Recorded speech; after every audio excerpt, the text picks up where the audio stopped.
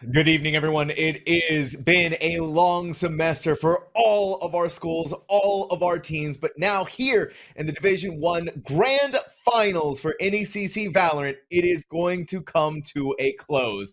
My name is Sam Tonks. Joining me is Zobi. Zobi, we have a gigabanger of a matchup tonight with Northwood Esports taking on the Baker Swarm.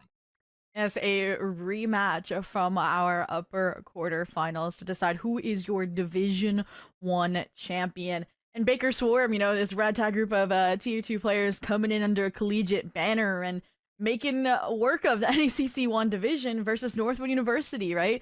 The collegiate kings fallen from grace, hitting their stride once again with a slightly revamped roster and the return of Ferbsa. So it's great. Yeah, and by the way, I'm glad you mentioned roster. So let's go ahead and take a Mm-hmm. look at said rosters and find out just who is playing on them. Baker Swarm, Nami, Ladder Moose, Rice Ball, and Demon and Fate. Over there on the other side, Zobi, I'll let you take care of Northwood Blue. Yep, Ferbsa, Tuzi, Benji, Vix, and Dip. Maybe we'll get a surprise appearance from Darkest. They're super sub. Only time will tell. Or Coach Joe. But aside from that, these are definitely like two squads to be trifled with. Oh yeah, absolutely. Northwood Blue, so far a clean upper bracket run to make it to the grand finals, losing only one map to Concordia. St. Paul Blue, meanwhile, Baker Swarm, as you mentioned, in the quarterfinals, knocked down by Northwood, having to make a heroic run of their own against some powerhouse teams like OC Eagles, like Texas A&M Maroon, and Concordia St. Paul Blue to bring themselves back up here for that grudge match, that rematch. They're ready to repay it for in blood. And Toby, here's the best part, right? Of these grand finals, this is a best of 5 series. So we're going to Yeah. be in for a long night. And that's what's good about that long, arduous journey for Baker Swarm is they got to expand upon their map pool. Play maps that may not be within their top 3 for best of 3s versus Northwood has sucked to kind of this small 3-4 map gap that they know. So as we jump into picks and bans here, Ascent, I was surprised a little bit to see it get banned out because both of these teams have played it a fair bit. But I think it's because Baker Swarm knew Northwood was going to ban their own ban, in my eyes, of Pearl, which leaves these common ground 5, except for Icebox and Split, the less played of the group, if we make it all the way down the list. It's a long map pool that we have to work our way through. It all starts off on Fracture, though. That's where I think a lot of our eyes are going to be looking towards the smaller size of this map compared to the rest of the pool that we have looking in front of us. And I know for what we see out of both of these teams, how they like to play around Fracture, the agent compositions that we get out of them, right, Zobi? It's that sort of typical flavor that we are seeing across Valorant for how Fracture is played. But then there's also, right, the potential, what we saw from the roster, especially when you look at Northwood Blue, the return of Darkest. Oh yeah, Fraction starting off. I was kind of silly. I was like looking at the history and I'm like, why has Vix never played Fracture with this squad? Like Darkest always subs in, and I mean it's a Breach player. Like if you think of Breach, that's like the first collegiate player that comes to mind a lot of the time. But I'm hoping we get to see Vix here for their debut map. But that's the thing is Fracture and Lotus are the 2 maps that were played the last time these 2 teams faced off, and that is 1 and 3 in our map pool this evening. So in my mind, Baker Swarm, they've got to win Haven, and they've got to win in the tail end of this series. That or they have to right the wrongs of the past, which Lotus was a very close 15-13 where Northwood edged it out, but Fracture was a little bit more one-sided with that 13-9. Yeah, and it's still something to think about, right, with how these maps could go. That Lotus game obviously didn't get a chance to take a look at it, but perhaps a coin flip would ever happen inside of overtime that Baker Swarm just wasn't ready for. And now the grand finals mindset is there. It's locked in. They're ready to go. They want to take this chance and the opportunity to fight back against a powerhouse team that has been Northwood Blue, who looked immaculate during the regular season. And for Baker Swarm to come back to this point, to come back to this avenue through what they did in the lower bracket, is a testament to what this program is capable of. Same thing can be said, obviously, though, for Northwood Blue with what we've been seeing coming out of them. And obviously, what happened wasn't a fluke. What happened so far in the playoffs hasn't been a fluke. You've seen what they can do. And for Baker Swarm, hopefully the adaptations, hopefully the lessons they've learned through the lower bracket, through having gone up against Northwood Blue that first time, has been taken to heart. And I mean, again, to Northwood's horn, they've been like putting in the hours, putting in the work. Even the lands, right? They went like during on a spring raid, tire raid from the Vegas Tier 2 land, making a playoffs run into winning a land at St. Clair University. So like, it definitely is a crazy St. Clair College. My apologies, I'm fake. And it's Baker Swarm. I mean, again, it's their time to shine and say that they are the up and coming squad to be feared in the collegiate space. That they are. It's a reason for it, and a reason that we're going to be looking towards all eyes on them tonight for the grand finals here at NECC Valorant. It's been like I said, it's been a long semester. It's been a long road for them to get here, and obviously, all eyes are going to be at that LAN event happening in San Antonio, Texas, May 9th through the 11th. So, for both of these teams, right, they're eyeing that prize, they're eyeing that possibility to be able to go there, and the glory that obviously comes with being able to take the Division One Spring 2025 Grand Championship.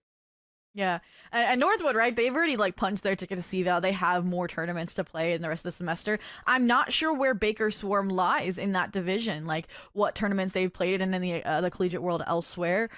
They also have qualified, so could be rematches there too. A lot of possibilities happening right now in the collegiate space, right? So it'll be a lot of different eyes that need to be looked on. And one of the reasons why we're seeing these two teams here right now, right? They forged themselves across a whole host of different conferences, of course, including the official CVAL as well. Just different ways that these teams are improving upon themselves to be able to take themselves to that next level. Of course, being able to take yourself to the next level definitely needs the food to back it up, Zobi. And that's why you need to fuel your game with Winzel's Farm Snack Sticks. Ooh, no mess, no distractions, just bold, protein-packed flavor to keep you locked in. Whether you're grinding ranked or leading the squad, Winzel's keeps you powered up. Grab a stick, stay in the game, crush the competition. Winzel's Farm, fuel for gamers, flavor for champions. And hey, we're going to be looking at one of those tonight. And I'm just here trying to like hope that we get to see or get to. I want to try Winzel's meat sticks at some point, right? Yeah. I have yet to, but the ads always amazing to look at. And aside from that, Northwood versus Baker Swarm. Both of them actually playing for the North Division of CVAL. I'm doing my research here as you talk about Winzel's meat, which is making me hungry. But I mean, coming from the same region as well just shows the strength of it and what we might get to see here in this grand finals. Yeah, and we're getting some behind the scenes talking about what's going on right now with CVAL, right? Baker finishing 4th in North. Exactly. Maryville versus Northwood this weekend for the first seed spot. So, and we know Maryville is a crazy team. We got to look at one of their players this past weekend, in fact, Zobi with Giza.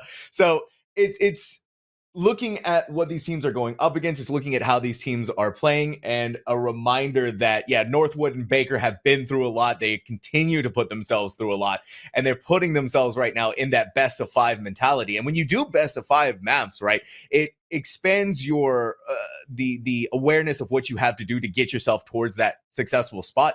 Because yes, even if Baker loses out on the same 2 maps that they lost against similarly with Northwood, they still have another opportunity, right? They still have another chance to make that reverse sweep happen on the 3rd map, which would be insane to talk about here for the NECC Valorant Championships. Yeah. And I mean, it literally, like, NECC has become a battle of the North as well, because it is quite literally like our top 3 here of CSP versus Baker versus Northwood has also unfolded, it seems like, in the North Division. So that's kind of funny to look at. But aside from that, let's go back to this series, this best of 5, right? So to recap our maps, right? Fracture, Haven, Lotus, Icebox, and Split. I have a memory like a steel trap as we look at them. I'm pretty sure. Let's see. And look at that. And Zobi Fracture, goated. the map number 1. Both of these teams have their own take on the meta.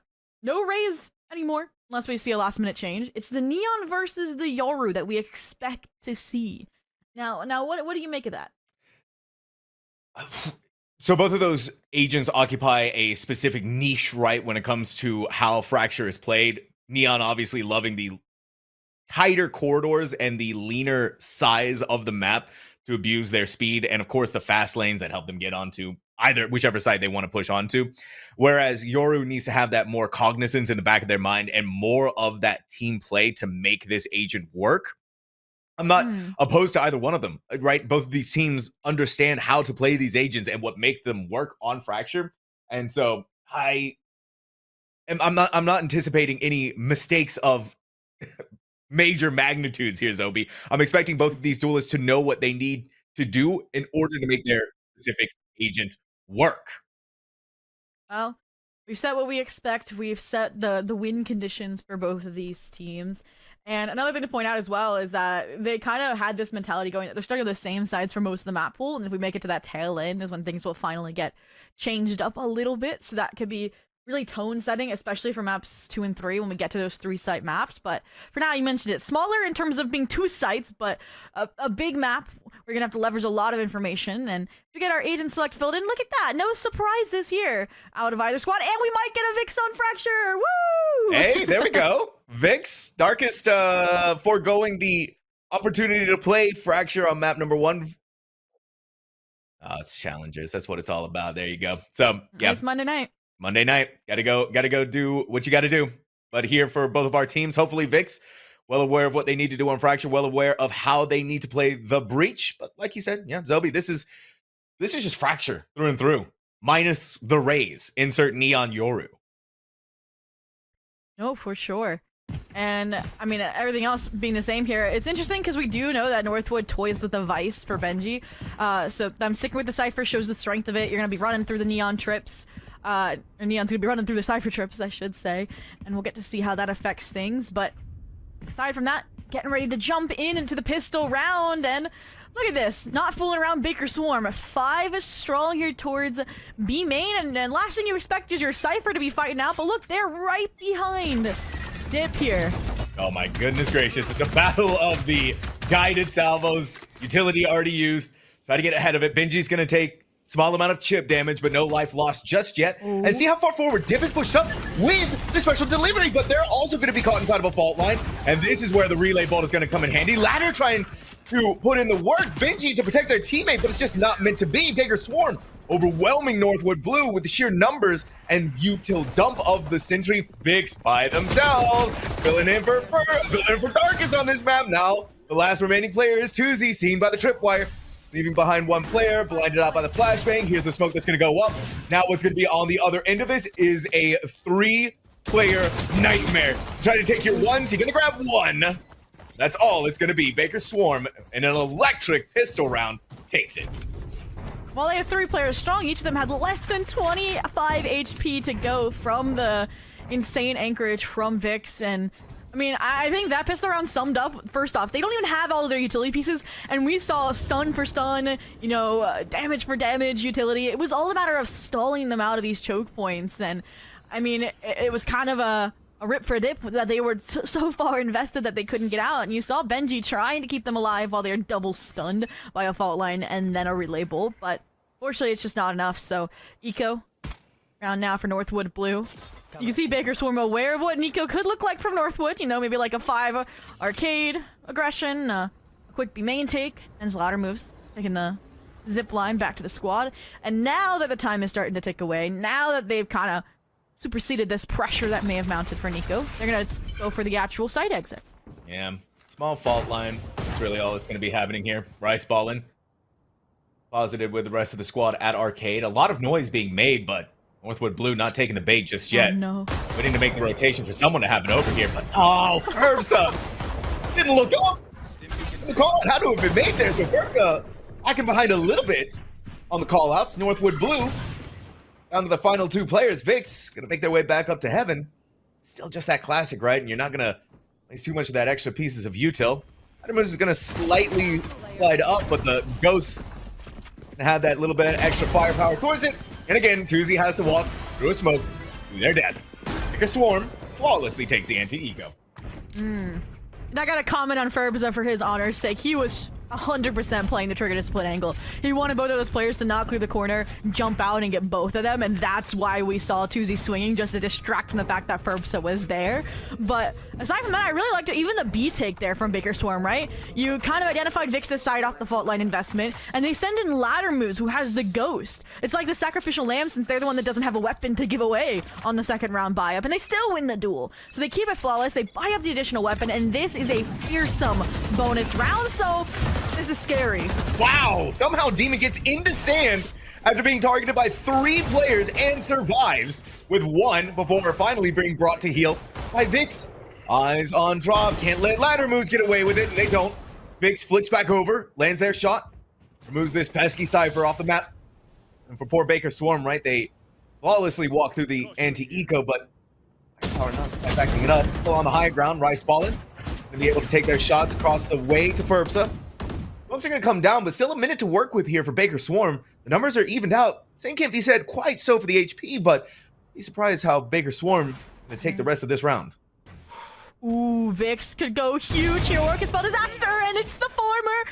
2 kills on for the ace now. 5 bullets left, and they pull out the stun at the last second, giving now Rice Ball an opportunity. Still plenty of time to work with. A gun with more ammo recovered.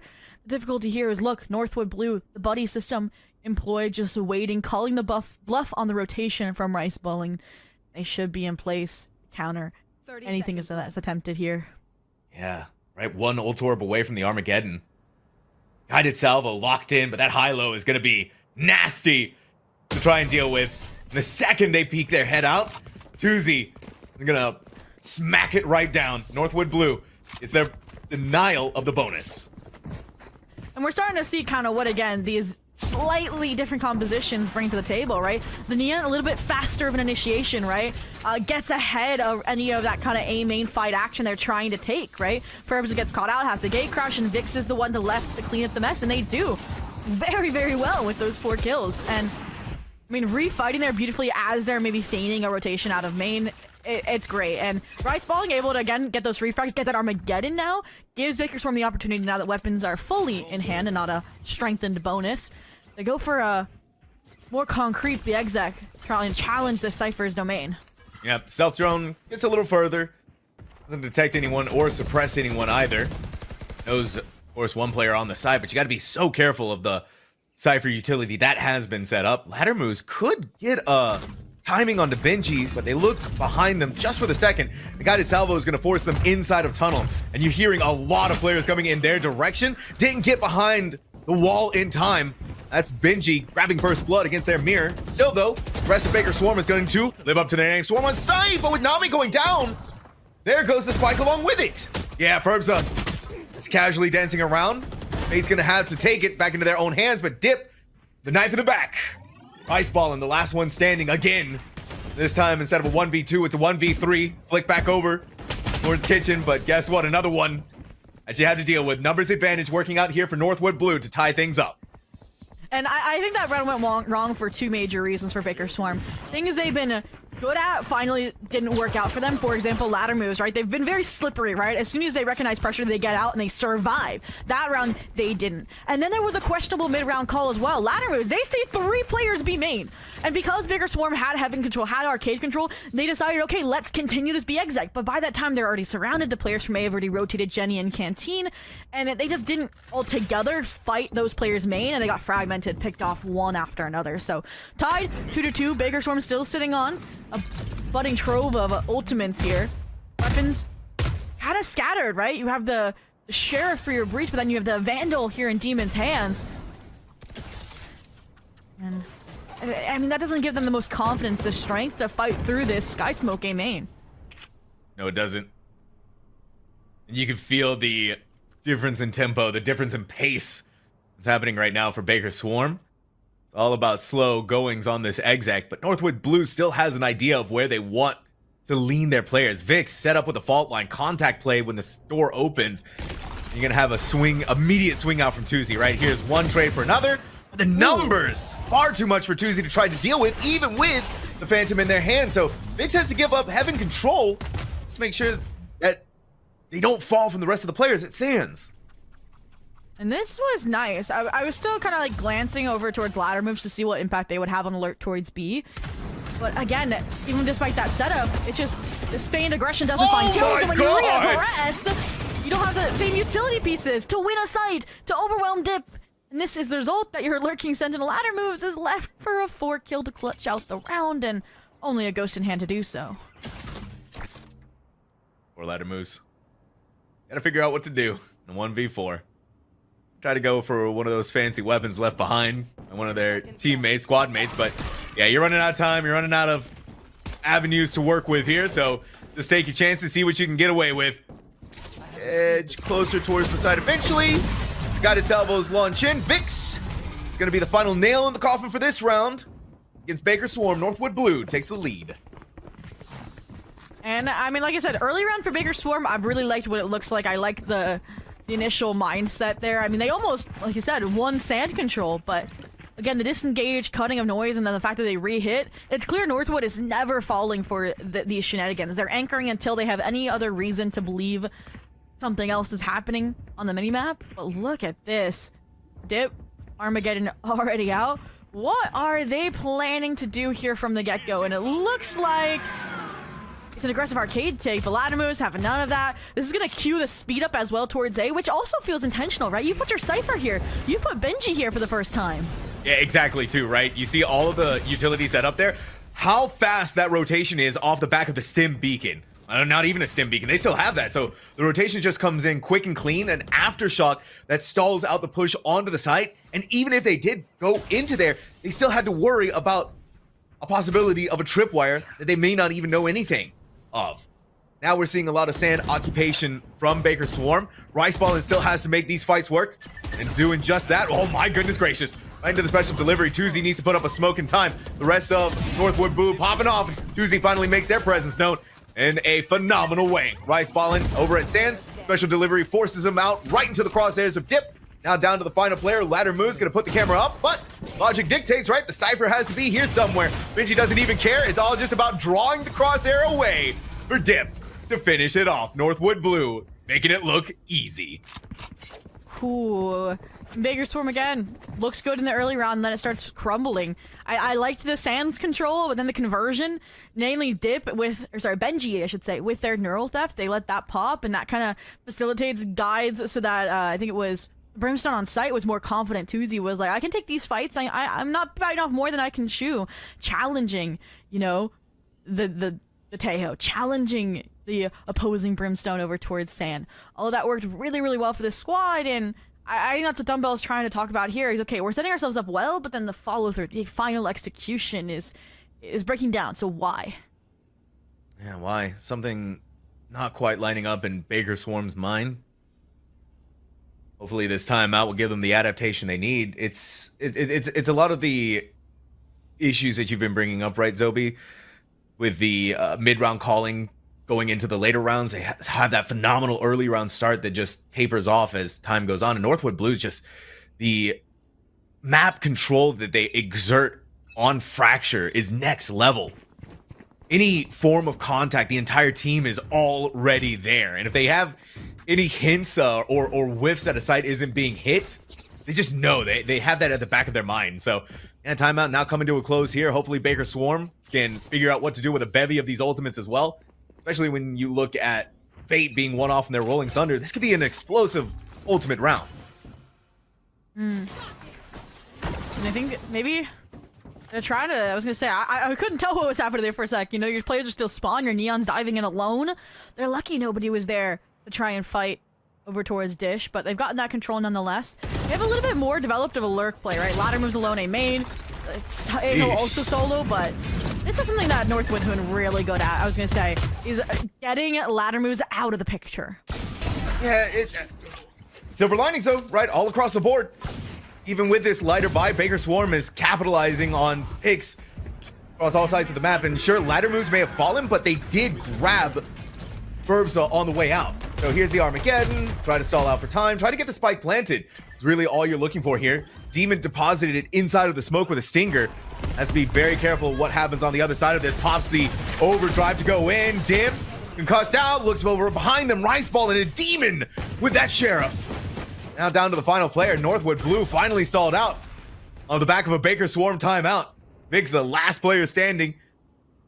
It's not much they can work with here either, right? No Aftershock, no Fault Line, a couple of flashbangs, but really when you're in a 1v4 and a Baker Swarm that gets weapons on their side, imagine that. Poor Vix is just, time to get out of there. Yeah. I mean, that was a beautiful cleanup from Baker Swarm, maybe identifying again some of the tendencies of Northwood. The only real change there in my mind was, again, we saw Rice balling on a kind of secondary lurk play, right? So you had pressuring main, you had a Cypher A, you're like pretty convinced that they're all going to be A at that point. And Rice Ball is able to catch out a player. I want to say it was Tuesday, just not, or it wasn't Tuesday. They catch out a player, not really watching their back over towards Canteen, and that's what opens up the B take, triggers the Armageddon take. It triggers then Demon to be, like you mentioned, deposit it up and they scale off their overdrive. That's how you utilize ultimates to convert an eco round. Like, take notes, record the VOD, yeah, and go watch it back. But it's kind of repaired their economy for the time being. Versus, I was questioning the save a little bit because Vix, they had the money, I'm not gonna lie, but it's gonna supplement things like an operator purchase. And we'll get to see if now Northwood will make similar mistakes because, yeah, look at this, ladder moves. Again, they changed it. It's not a solo Sentinel, it's a duo endeavor. Yeah, Ferbs, all eyes on A main, ready to get out at a moment's notice with that gate crash. Here we're seeing a return of a guided salvo, but finally, Baker Swarm gonna make their moves. I feel sorry for you, Fade. No, I don't! Ferbs are misses! Now they need to get the heck out of there. Fault Line not gonna catch them, but another opportunity. This time, though, they're playing it smart. Ferbs is gonna dip inside of another dimension and out through heaven. Vix makes their swing. Fate has the trade out immediately, though. As we get the orbital strike coming in, Ferbs rips out with the shorty, tries to pick up the Phantom, take their fight against Nami, but they're gonna lose that one here. It's the 3v3 with Rice Ball and Fallen. The numbers advantage to Northwood Blue. Ooh, nice little aggressive play. Patch up the holes that the operator shots missing will leave. All it takes is an orbital strike and a dimensional drift. And, I mean, the fact that, again, they use a dimensional drift to identify that the orbital strike had splintered those players and they find the opening kill. First, I would have gotten the second, but that Phantom they picked up had no bullets. At least not enough to get the job done. And speaking of getting the job done, Nami winning the 1v1 here means it's equated back to a 2-on-2, and they have the ult advantage here. And they're going to have the B site unless Dip and Tuzi can run interference on Nami. They almost did. Very close. 1v1. Brim v Brim. Tuzi sets it up with the volley and flicks right over to the head of Nami. I just gotta wait for the flames to dissipate and get the spike defused. That was, again, quick rotation, acknowledgement from Northwood that they recovered the spike. We're heading towards B. Didn't seem like they recognized the fact that the Cypher maybe had been on the arcade side. It cleared all the way through Evan, but yeah, buddy system prevails. They swing out of the smoke together, they take the site, fight together. The trades and the heroics come through to secure a 5th on the side of Northwood Blue. But Baker Swarm, they're the ones with the ults here. They still have a buy as well. This is going to be a pretty pivotal round to confirm if Northwood Blue is going to run away with their defense half, or if Baker Swarm can continue to keep things close that it had been after they broke that 4-round streak from Northwood. They just need to string them together, right? They just need to get that consistency going. And still a decent selection of ultimates to make these happen. Ferbs continues to push the envelope time and time again, occupying all of this space. This is what we expect from our Yoru players, and this is what you need on Fracture too, right? That one aggressive player who's fine with taking the space and who's confident in being able to take these fights. And if there's ever that player, it's Ferbs up. Here it is though, Stealth Drone. Not quite able to break it, but gonna pop in the clone themselves.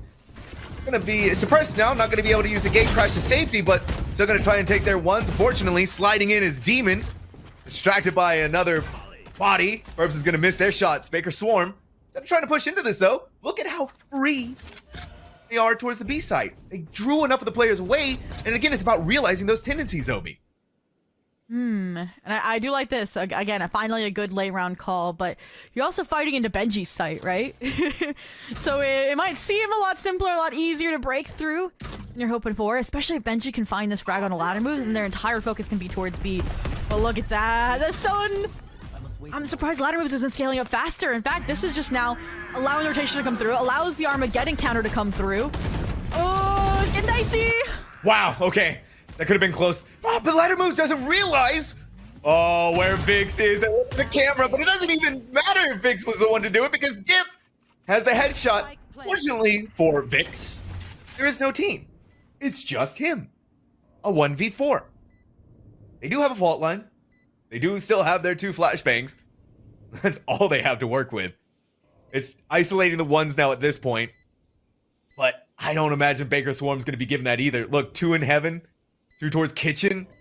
Nigh impossible odds for even the best of players, but he's going to try and make it work instead of saving the weapon this time. They want to fight, but now they've decided better against that. Now it's time to go. Vix, second time having to save there again in unwinnable scenarios, but Baker Swarm, I mean, we talked about it. The pivot was good. They overwhelmed the Cypher despite all the odds, right? And Armageddon, guided salvos, forcing them into Benji's crosshair. Like, that should have been a Benji moment. But the fact that, again, the mechanics from this team shine through in that event. They shut down what was a really nice planned strategy from Northwood, minus the fact that, again, it placed Benji at the helm, right? The rest of the players weren't quite there on the rotation to site to be able to react off of it either. But I think Baker Swarm, I want to say, they've gotten bigger bang for their buck in terms of the ultimate investment, minus Northwood Blue's one round where the Orbital Strike Dimensional Drift kind of set them up for good success. And now, talked about it, that was the round to determine if things are close or if one team pulls ahead, because Northwood Blue, they're broke. Baker Swarm still has ults, they have weapons. This should theoretically be a 5-5 unless Vix and Ferbsa do some eco magic here. The trap sprung for its dish, for drop. They're waiting patiently. Here it is, finally ready to go. Back and forth, back and forth, but Ferbsa, that's a trap of Baker Swarm's own making. Catches the duelist out yet again. Unable to gate crash. Unable to do much here. Dip still has the guy to salvo. They hear the stealth drone coming in their direction, but now a neural theft opens up the map. It opens up the configuration, and that's where they say, yeah, okay.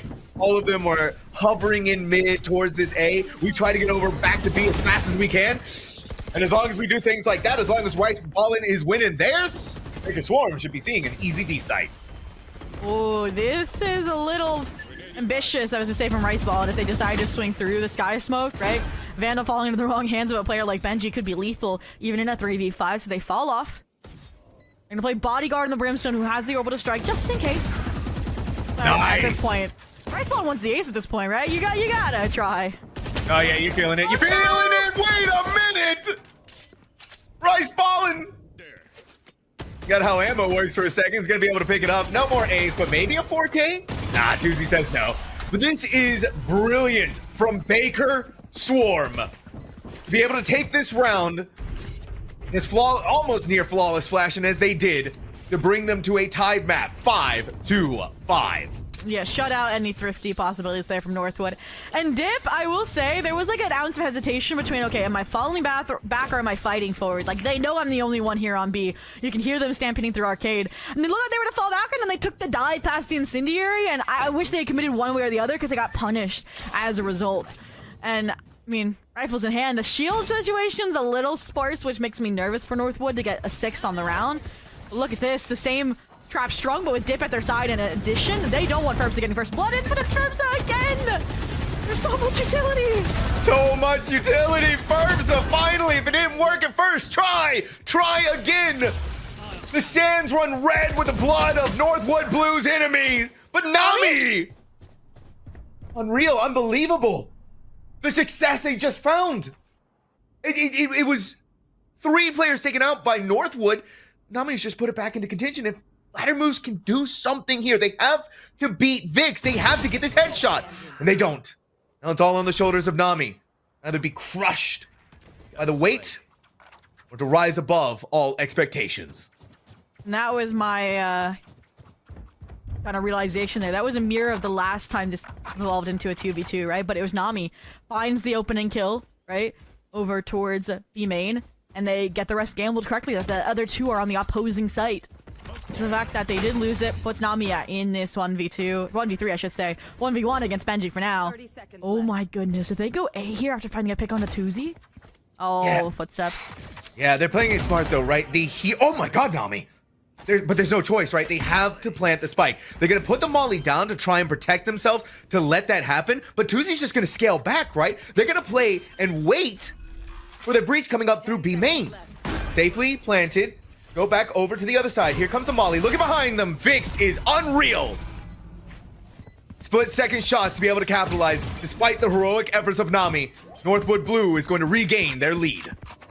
And Nami played that to strategic perfection, right? But again, FPS at the end of the day, you miss your shots there, you lose the fight against Vix, and this is Northwood Blue sitting at a 6th. I mean, you know you did a good job when you dislodge the Sentinel away from all of their utility, right? Their play fighting in the mid but not committing to the fight against Tuzi draws Benji out, and they get the frag as a result. Like, that was perfection and set them up for what could have been success, but ultimately, here we go again. Talked about finding that Vena consistency, not quite yet, but the 2 rounds do give them a buffer in terms of the economy to get a nice buy, a clean buy for this last round versus, again, it's Northwood, who despite their last round victory, again, it was messy, right? Only 2 players walking away. They don't have the full commitment to their economy, even on the last round. And a gamble stack from Northwood Blue leaves Benji isolated to protect this B site by themselves. But again, if there's any player you want to protect the site, it's Benji. They're realizing where these trips are set up, and thankfully Benji not getting caught out by the stealth drone is going to play for that 5v5 retake. 3 players coming up through the flank though, Zobi. Adamus knows what's happening here, has to be careful. Ooh, and Laddermo's again alone. We talked about it. Northwood was doing a good job dealing with it, but they are not alone this time, and they almost had the timing through the sky smoke, but look at this. It's Rice Balling playing around the orbital strike. Fade as well as slipped through the cracks, and it's all down to Tuzi, 1v3 and 6 HP. My word, 6 HP. Oh my goodness. I thought they were about to get toasted to a crisp. Still get to live. However living is, there's no choice, right? It's the final round of the half. They got to do something. Fortunately, something is having to step into an Armageddon, having to survive a fate swing. It's a Baker Swarm comeback, I would say, on this half to bring us to 6-6. Yeah, it looked like as soon as weapons, rifles truly came online, Northwood was starting to run away with things. But Baker Swarm, it was that timeout, right? They had a major reshuffle of player distribution, a kind of shift in mentality as well, or the realization that Northwood was in fact kind of overcommitting, over-rotating, because they thought only ladder moves was a singular lurk player. So when they diversified where they were playing from, how many angles they were playing from, Northwood just wasn't able to track them, call around it as efficiently, and this is the result, 6-6. Again, we talk about similar compositions. Northwood now on the attack with a Yoru at the tip of the spear. Well, look at this. It's gonna be an all-out brawl. 4v5 clash in B main. Oof. That's a close smoke from Tuzi to protect themselves. They really just want to pop out on the other side. It's crazy. It's all over the place. This Northwood Blue setting up a massacre on this site. Rice Baller may be alive, but at what cost? Ooh, wait. They dip back around. They might not be ready for this. No, they aren't. And the 2 players of Northwood are at death's door, Zobi. They could go in for another swing. I love this, playing time. Trying to wait for ladder moves to rotate over. Even baiting the low HP players back in, and you can see they're trying to put Dip at the forefront. Sacrifice and you finish the job. You get the trade, but Rice Falling is still at flawless HP, but they've lost ladder moves. It's good though, because again, look at Dip. Look at how close they are, and they get the guided salvo back. With how quickly that came about, Rice Ballin is playing this to perfection. Unreal movement, unreal plays, unreal clutch from Rice Ballin to get Baker Swarm the 2nd pistol round of Fracture. Wow. After a bloody battle outside of B main goes the way of Northwood Blue. The reactions, the kills. Baker Swarm stabilizes off of heroics from Rice Ballin. Both from the shots they landed to how intelligently they were playing, just baiting the players from Northwood Blue into these fights while they stalled out time. And I think it was ladder moves that got that chip damage you mentioned onto Dip, so that Rice Ballin could finish it out with the guided salvos, the swing. And that's again calling into question Northwood playing so divided. But look at this. Again, the reads here are insane. They're meeting exactly where Northwood is trying to fight. It's the util dump of the century right now, but no one has died just yet. It's getting kind of close. Finally, though, Demon's going to meet their maker. Fate swinging in for another opportunity. That's a brilliant flashbang here. Vix playing the timing correctly, but they're blind. Nami's going to come and support. What could have been a disaster here for Baker Swarm, well, they turned it right back into the face of Northwood Blue. Yeah. I mean, great trade attempts, but better weapons. and the sheer volume of players as well. The Baker Swarm stacked that called around drop there. And it's Tuesday. Familiar situation, a familiar clutch position. 1v4, and the fact they left Spike and Spawn all this time means they were just looking for that, the kills, before they actually had a concrete plan of execution where they wanted to go. Tuesday. I mean, take what you can, right? Get some ult orbs, the cam. Probably heard it. Now it's spotted you out, and this should be easy. Ladder moves. Clean up. Nice. Clean. Easy, right? Northwood Blue had the right strategy, and you mentioned at the beginning of the round too, the reads that each team has on each other. The util setup, the site take that they tried to do inside of Dish, but Baker Swarm having that better firepower, and of course having that read with that firepower, even with Northwood Blue trying to meet them in these avenues and getting that first blood onto Demon, just wasn't enough to be able to convert anything from there either. So for Baker Swarm, phenomenal anti-eco, but now the bonus rests on their shoulders. Let's see what happens when the call to fight is on the wrong part of the map, right? It's this massive sack of players coming in through arcade, but through the smoke? Yeah, this Guardian, talking about the bonus buy, it's putting in numbers. Finds the first, and Tuesday at least is able to stall out, start recognizing they did take B main. Oh, pressure. This is... Can't be giving those ones away. No, you can't be.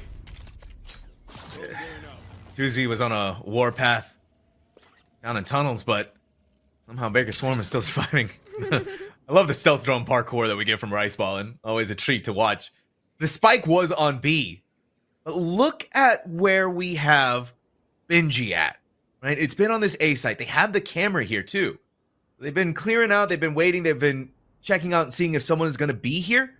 It has been. And by the way, when I say that camera, it's actually over there on the side of ladder moves, but the dearth of information denied by that, right? They're still checking it over and over, but there still has to be some indication of, hey, there's no one here. And I think that's why as well, Benji communicated, okay, guys, you don't see it. The cam is clearly facing A main, doesn't have any information on Dish or drops. That's why that's where they're coming from. I'm worried, though. Yeah, you have to destroy the Cypher until it's going to buy some time, and there's 3 on the flank. I mean, you've recognized it, hopefully, but now the question becomes how many are coming from A main? Oh my god, they're stalling it out again. That got his salvo all the way from spawn. They're running out of time zone, but you gotta plant, you gotta plant. You got wallbang there. Just barely. You see them looking down too. Oh my god, Riceballin'. Whenever they need to make a difference for this map, they do it every single time, and ladder moves from behind. Tuesday was not ready for the Sands play. Northwood Blue tried to abuse as much of that time as they possibly could, but it's still a Baker Swarm victory. Zobi, what happened there? I don't know. I mean, time definitely was a factor. We mentioned, okay, they've set the seeds of doubt. They set, Benji in a place to sprout, and ultimately just the speed and rotation through, like, spawn, or not even spawn, but through a bridge side, right? There, in addition to drop from the 2 players, Vix and Tuesday, it was a little mispaced. And then once you got on the side, I mentioned the delay that Cypher Utility was going to pose, but it was also the calling from Baker Swarm late round, being like, okay, let's group up, let's go A main. And Vix as well, planting in a wall position, that's a little rough, because then a player felt like they had to step forward and play bodyguard, and then they lost their life as well. Now we're going to try do something through arcade, but again, it's all about having to fight this utility, and already seen by the camera from ladder moves. Forever is tagged by the spy cam dart. Finally gonna get rid of it inside of heaven, where, yeah, you gotta try and use as many EV players. You go, look at this Armageddon though from Riceballin'. There's only one place that these 2 players can go, and it's gonna be on site. The smoke is gonna keep them safe for just a smidge longer, but Vix is not looking good. Torn to shreds, torn to pieces. Another smoke's gonna happen here, but now Northwood Blue is gonna try and meet them on the other side of this. Ladder moves is double kill though. It's gonna stop them from going any further than that. Now on the other side, Tuesday act out right into the crosshairs of Demon. And this is, Vix, right? It's 5 HP and a Spectre, but Fate looks right behind them and sends Vix packing and gives Baker Swarm the double digits. I mean, first off, just impressive. A few rounds in Armageddon's online, because before this round, Riceballin' was 22-7. And in addition to that, I mean, I've got to agree, Northwood Blue, they looked lost there. Like, they had some good players in good positions, right? Like, Vix on the flank like that, clearly unexpected. If they had just waited a little bit longer instead of this fragmented re-engagement, even with suboptimal weapons, it could have been a lot, more of a fight for your thrifty attempt, but 4 rounds going on 5. You lose this round, Baker Swarm is basically guaranteed a 12th because your economy is going to be back to sheriffs and stingers. I mean, Northwood Blue, silver lining. Look, you have the orbital strike. That can maybe help you the side take, but look at this. It's always these aggressive plays and the trades from Baker Swarm that are so clean. Now they've protected the flank. A crash is going to be faked, but yeah, Baker Swarm just knows. Rice Ballin just knows. There's the guided salvo. And look at the double trip setup of this Cypher, of Ladder Moves' utility. A Rolling Thunder is going to go through, but it's off towards the site. Ladder Moves still gets to occupy the high ground drop, but they're still going to back away, play for the retake. And guess what? Nami has an orbital strike. You try to plan anything here, it's going to force him out to the open. Never mind, Firmster is being cooked to a crisp. And I had to do a flashbang over the top, but smokes are going to start dissipating here. And this is a way for Northwood Blue to punch, or rather Baker Swarm to punch back onto the site, down to the ground. Firmster getting to see these moments where they just look so lost. They're looking at drop, but Sains is completely uncontested. Oh, and Choosy, right? The player you wanted to have play from main, wanted to play this orbital strike, couldn't get outside, so they know the necessity to win this round, so they already let it rip. Deny the retake potential. Vix, you mentioned that Sand was never contested. They fight into it late, and it's perfect timing. Ladder Moves, whose trademark has been at finding an insane impact off the site using their Sentinel setup, is forced to flee with 27 HP. Maybe get some exits here. Again, you know the economy's fragile for Northwood, but Choosey's aware. Yep. Should be quick work. Yep. To the wall. Not too bad though for Baker Swarm, right? They still have a decent economy coming off the back of 4 rounds won, and on top of that, usually pretty flawlessly as well. So yeah, we're seeing them in decent shape. They're not going to be hurting too bad. Northwood Blue, on the other hand, a desperate round needed to right the ship. Reminder: this is being the first round they've gotten in this second half. So hopefully they've been able to crack the code of the Baker Swarm defense, able to start stringing them together back to back. That was our big question, right? This was a 13-9 victory for Northwood last time these two teams fought. So Baker Swarm has already righted the wrongs, corrected history, and are looking now to lock it in.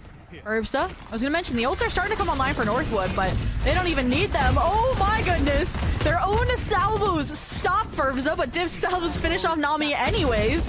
But they've taken so long in this Heaven take that all of the players for Baker Swarm are already here. I think Northwood Blue has finally figured out if you just put the pedal to the metal, that makes things so much easier than letting Baker Swarm manipulate the site the way that they want to.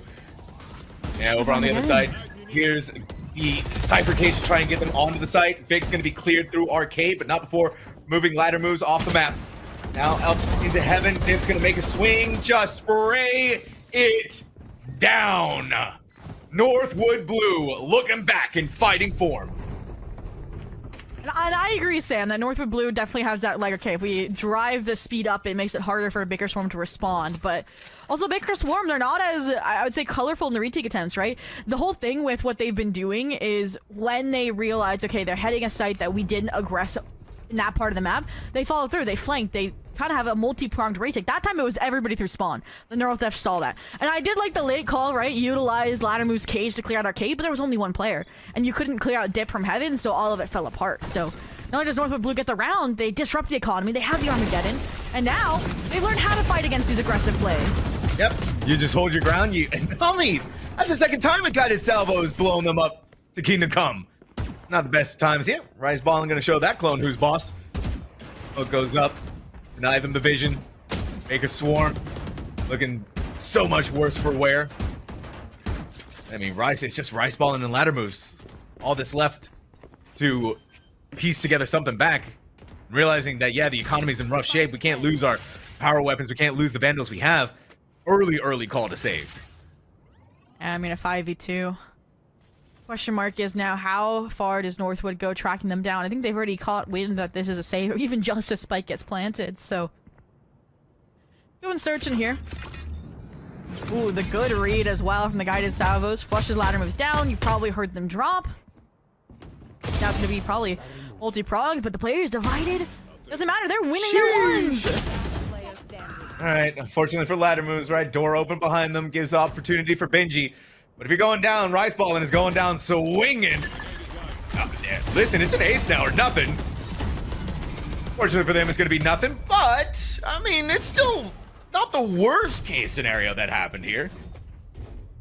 No. And, ooh, this might be the dumbbell magical timeout.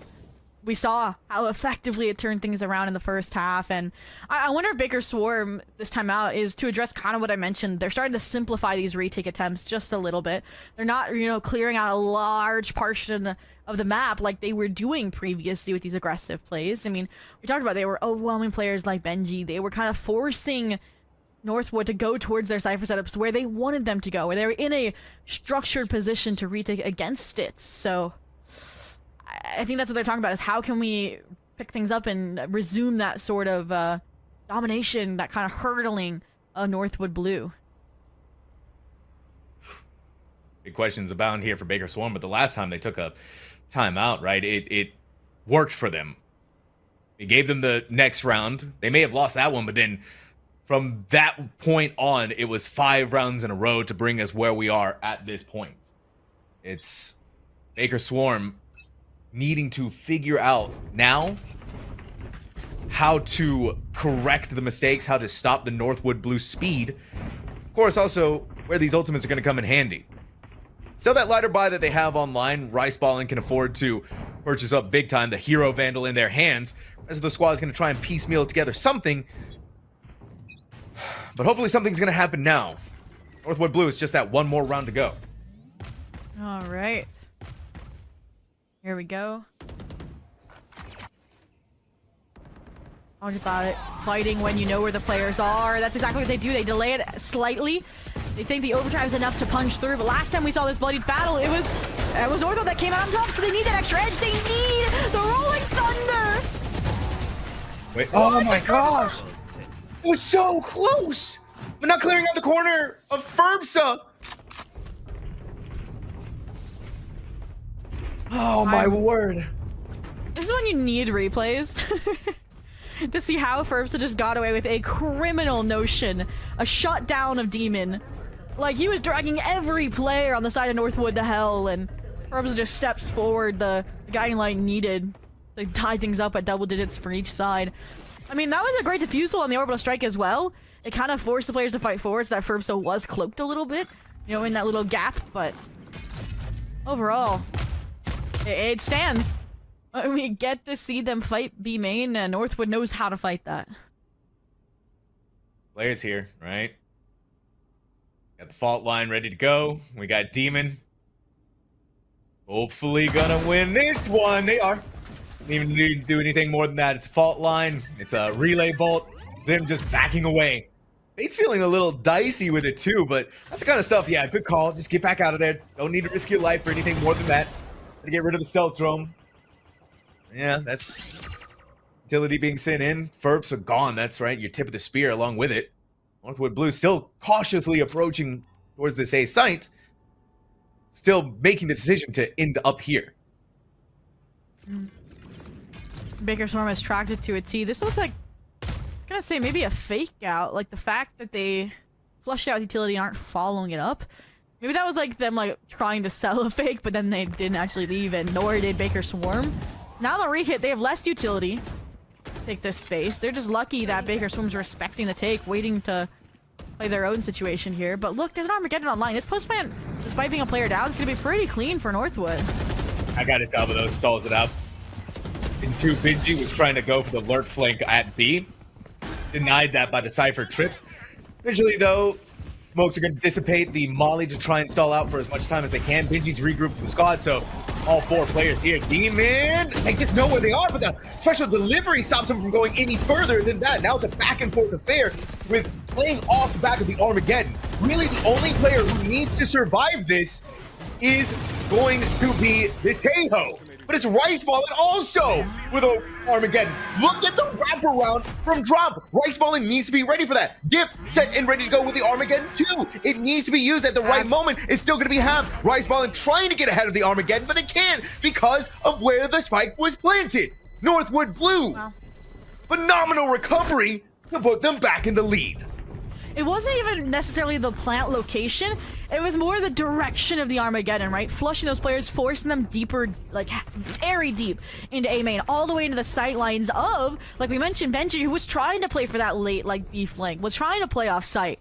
If they had done it the other direction, you know, flush them, you know, back towards sand, back towards their spawn, or even deeper into sight, they wouldn't have had that same impact, and you would have just gotten it back on the spike immediately after, because we saw Rice Ball sacrifice their life for half. So, I mean, this could be another fight, isn't it? Oh my goodness, towards Dish. It is. Gotta play in this corner though, right? Aftershock is gonna pull you out. Guided salvo all around. Here's another case of the relay bolt. Demon's not blinded by the first flashbang. Now it's flash from Furbsa. He's eventually going to blind them to help them land the shot on the Demon. Riceball, though, still has the trade onto Benji, where we do see the recovery back over towards site. It's a pick for a pick. Either side taking the advantage. Ladder moves, though. Stinger at range like this, you're going to have to pop off, buddy. And unfortunately, only able to find a Dink. Not finish the job here, so Furbsa, Dimensional Drift's gonna make sure there's no funny business sticking around here towards the B site. But my concern is that the players are directly outside of main. So the fact that Furbsa's going this deep to clear it out is everything. That entire trick of the trade demolished in Furbsa. A little early, but they're lucky to be alive. Yeah, they had to have known that the timer was running out. Run down the Yoru. So those spike planted on site. Baker Swarm down in the numbers, spamming through the smoke. It's all close affairs, but just not enough to get rid of anyone from Northwood Blue. Rice Ballin still eager on the other side. Tuzi's going to set things ablaze on B main. That's Rice Ballin denied entry for a few seconds here. But like you said, Fate may have something massive. Has to be precise on the aim, and they are. But as long as Vix can stay alive, as long as Vix can use the Rolling Thunder, they need to set it up, but they know they're here. They need to watch out behind them, but taking their time just to... Oh, Nami, all right, you and the judge. Give me a break. Bigger Swarm, it's 11-11. So I hope you're locked in for this best of 5. You know, I'm a college student like these players. I got homework due at midnight. And I don't think I'm getting to it, and I'm okay with that. Like, the level, like, it's 11-11, and I mean, I feel for Northwood there. That setup was perfect at first. Dip, right, was the one playing contact. They were looking towards arcade for like so long, and if they fall, then that would have been okay. We know Tuesday has to pivot, look behind you, get the frag, get the trade. But the fact they look away and you're able to find both, like, that's what set them up to win that round. And I mean, utilize the Rolling Thunder as well, just to try to lock in to get your 12, and now that's gone, which gives Baker Swarm an immense opportunity to even avoid overtime and maybe even get the 13-11. Alright. Northwood Blue looking to upset the pacing against Baker Swarm. Smokes are eventually going to come in, but this arcade push has been decisive every single time, especially with where they know how ladder move sets up their util. Unbelievable landing the shots onto Benji as they're just walking in. That's also where we're seeing that utility being used. Dami's gonna... Dip's been burned to a crisp. Northwood Blue making these minor missteps. Furbsa getting finally the first blood on the side of Northwood Blue, but yeah, it's just gone immediately. Had to go for the defuse of the spike. That's a phenomenal volley, right? Vix can't even go anywhere from there. They're gonna be slowed down by the fault line. Fate's gonna stick the defuse, run them down, get rid of them. Yeah, try to save as best you can, but yeah, then Baker Swarm's not going to risk it either. You don't want to... Eventually they are. Just had to be careful. Yeah, there we go. Baker Swarm, match point. And I mean, Dumbball, you got to tell me what you're talking about in these timeouts. 5 rounds in a row after they took it. Like, I mean, like, it was like, it didn't work, but then suddenly whoever's calling for Baker Swarm found their groove, their footing. Like, 12-11, I mentioned it. They had a chance to put this to bed before overtime. And the economy, I mean, one Light Shield, a Guardian here for the side of Northwood Blue, only a Neural Theft to work with. It feels like they're like, okay, if we are losing control for Baker Swarm, let's just play a well-constructed retake. We talked about how they were kind of flooding back in, and Northwood was doing a good job interrupting that prior. All of a sudden, they kind of made me eat my words about wanting a multi-pronged retake, and they're just like, let's just get succinct utility and go for it. And that's what they've been able to do. But look at this. A slower pacing from Northwood, maybe the nerves of this, you know, map slipping away. Even the Tejo, maybe to sell a B fake, but look at how deep the players from Baker Swarm are. And they have a trap ready to go, right? The Rolling Thunder. Here. In place immediately when contact is made. Yeah, there's no risk happening here, except maybe a little bit from Fate, right? Oh my god, there's no way they want to do it like this! But because you were fault-lined, Fate couldn't get away from the 2Z orbital strike. So Northwood Blue may have just put things into overtime territory. And that's the best case you could ask for if you were going to die, getting the Rolling Thunder off first, forcing them, funneling them towards the Cypher site. Nami as well. Here, Generator can try to punish off of the utility. Maybe even deny the plant with an incendiary. This is crazy. Phantom shots through the smoke. There it is. That's a neural theft too. Maybe if you can get it off when the sky smoke fades. Shit, maybe it's gonna have to be difficult. Vix. Surely someone has. Yeah. Okay. Yeah, Vix is right there too. Wait a minute. It's pivotal for Rice Ballin to hold on to this pinch, right? And Vix is so stalwart about looking at what's happening towards Arcade. Demon tried to use the fast lane, but it's kind of just settling it up for the funnel. A 1v4. Listen, Rice Ballin, we know you got heroics, we know your score line, we know your stat line. A 1v4? Herbza isn't even gonna let you see the rest of the team. Map number 1 of Fracture goes into overtime. And this is why these are the best of Division 1 NECC. You know, again, history erased. Wipe the slate clean and forget about it. See, these two teams are bringing to the table now. It's the best team on the day of, and right now they're going toe to toe, blow for blow. And I mean, even looking at that last round, right? Vix, we talked about it. You know, the player that hasn't played Fracture with this team too much during the season, figuring out their vibe, figuring out they need to survive, and the reposition there was perfect to close out the last round. It was the distraction, like you're worried about where is Vix? Are they also pulling Generator? And Benji just capitalizes off of that. So post plants, if they can get there for Northwood and get into a nice position, can get clean. But it's Baker Swarm and the immediacy of the retake. So next half is where things get crazy. To me, it's like who can win their, you know, attack out first, and see if Baker can do it now. That's a fortunate stealth drone to only go as far as it did. Really wasn't able to clear out much of sight. You saw the tripwire, but that's really all you're expending for that. Herbza's clone gonna get caught inside of, yeah, you guessed it, the trip behind them. It's finally gonna start moving ahead here for Northwood Blue, but or rather Baker Swarm, but they're cautious all over the side. They're farming ult orbs. They're wanting to build towards, I believe it was the Rolling Thunder. Herbza, again, is deep, kind of one-man mission position, right? We're starting to rotate over, so maybe we'll get some support here late, but they really do have to just win this fight, hopefully against ladder moves. They also were expecting maybe a heavy dish drop take, which Baker Swarm has leaned towards time and time again. So the fact that they're about to 4-man into a main here, they thought they had the timing, so the dry swing is not what you need against Herbza. No, it really isn't. And you've lost 2 players just to take down this Yoru, who was so ready to keep fighting it out if they needed to. Meanwhile, Fate's gone. Your initiator out of there. Now you just gotta walk right into the aftershock. Northwood Blue only losing out Herbza. Those are the kind of odds you want in your overtime. Wow. Ooh, timeout. And yeah, dumbbell in these timeouts. You can see Northwood, even when they were looking lost, never took any. But Baker Swarm, I mean, I kind of said whoever could win their attack half was gonna be favored, and Northwood's in that position if they figure out their attack. If they get into their really good post plan, a succinct one like we saw that sent them into overtime here, it could get messy for Baker Swarm. And I mentioned to me, right, I was like, okay, it's really that second map of Haven that I need Baker Swarm to win if they want to win this best of 5.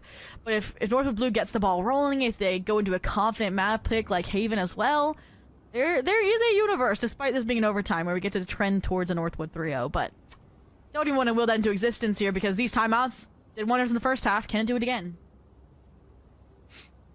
I mean, it's match point for Northwood Blue.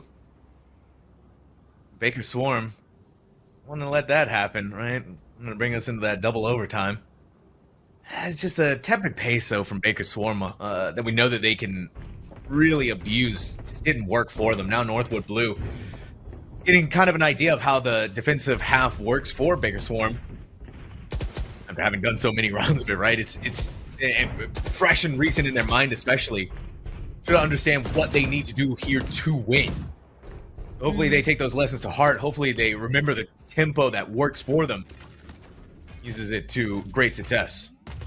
And I do feel like the B side has been a little bit closer ballpark for Northwood Blue, so ending here would be good, but Yikes. That's not good. You've lost your smokes from the get-go.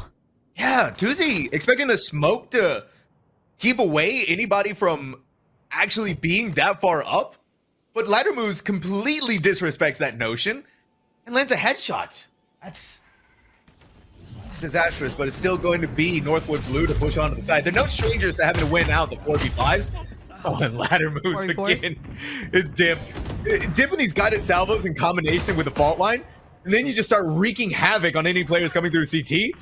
Dip is looking to put this map out to pasture. The possibility happens unless Nami does something like that. As Vix dropped, but you talked about Dip there in this aggressive generator position. Could get the timing on a Demon as well.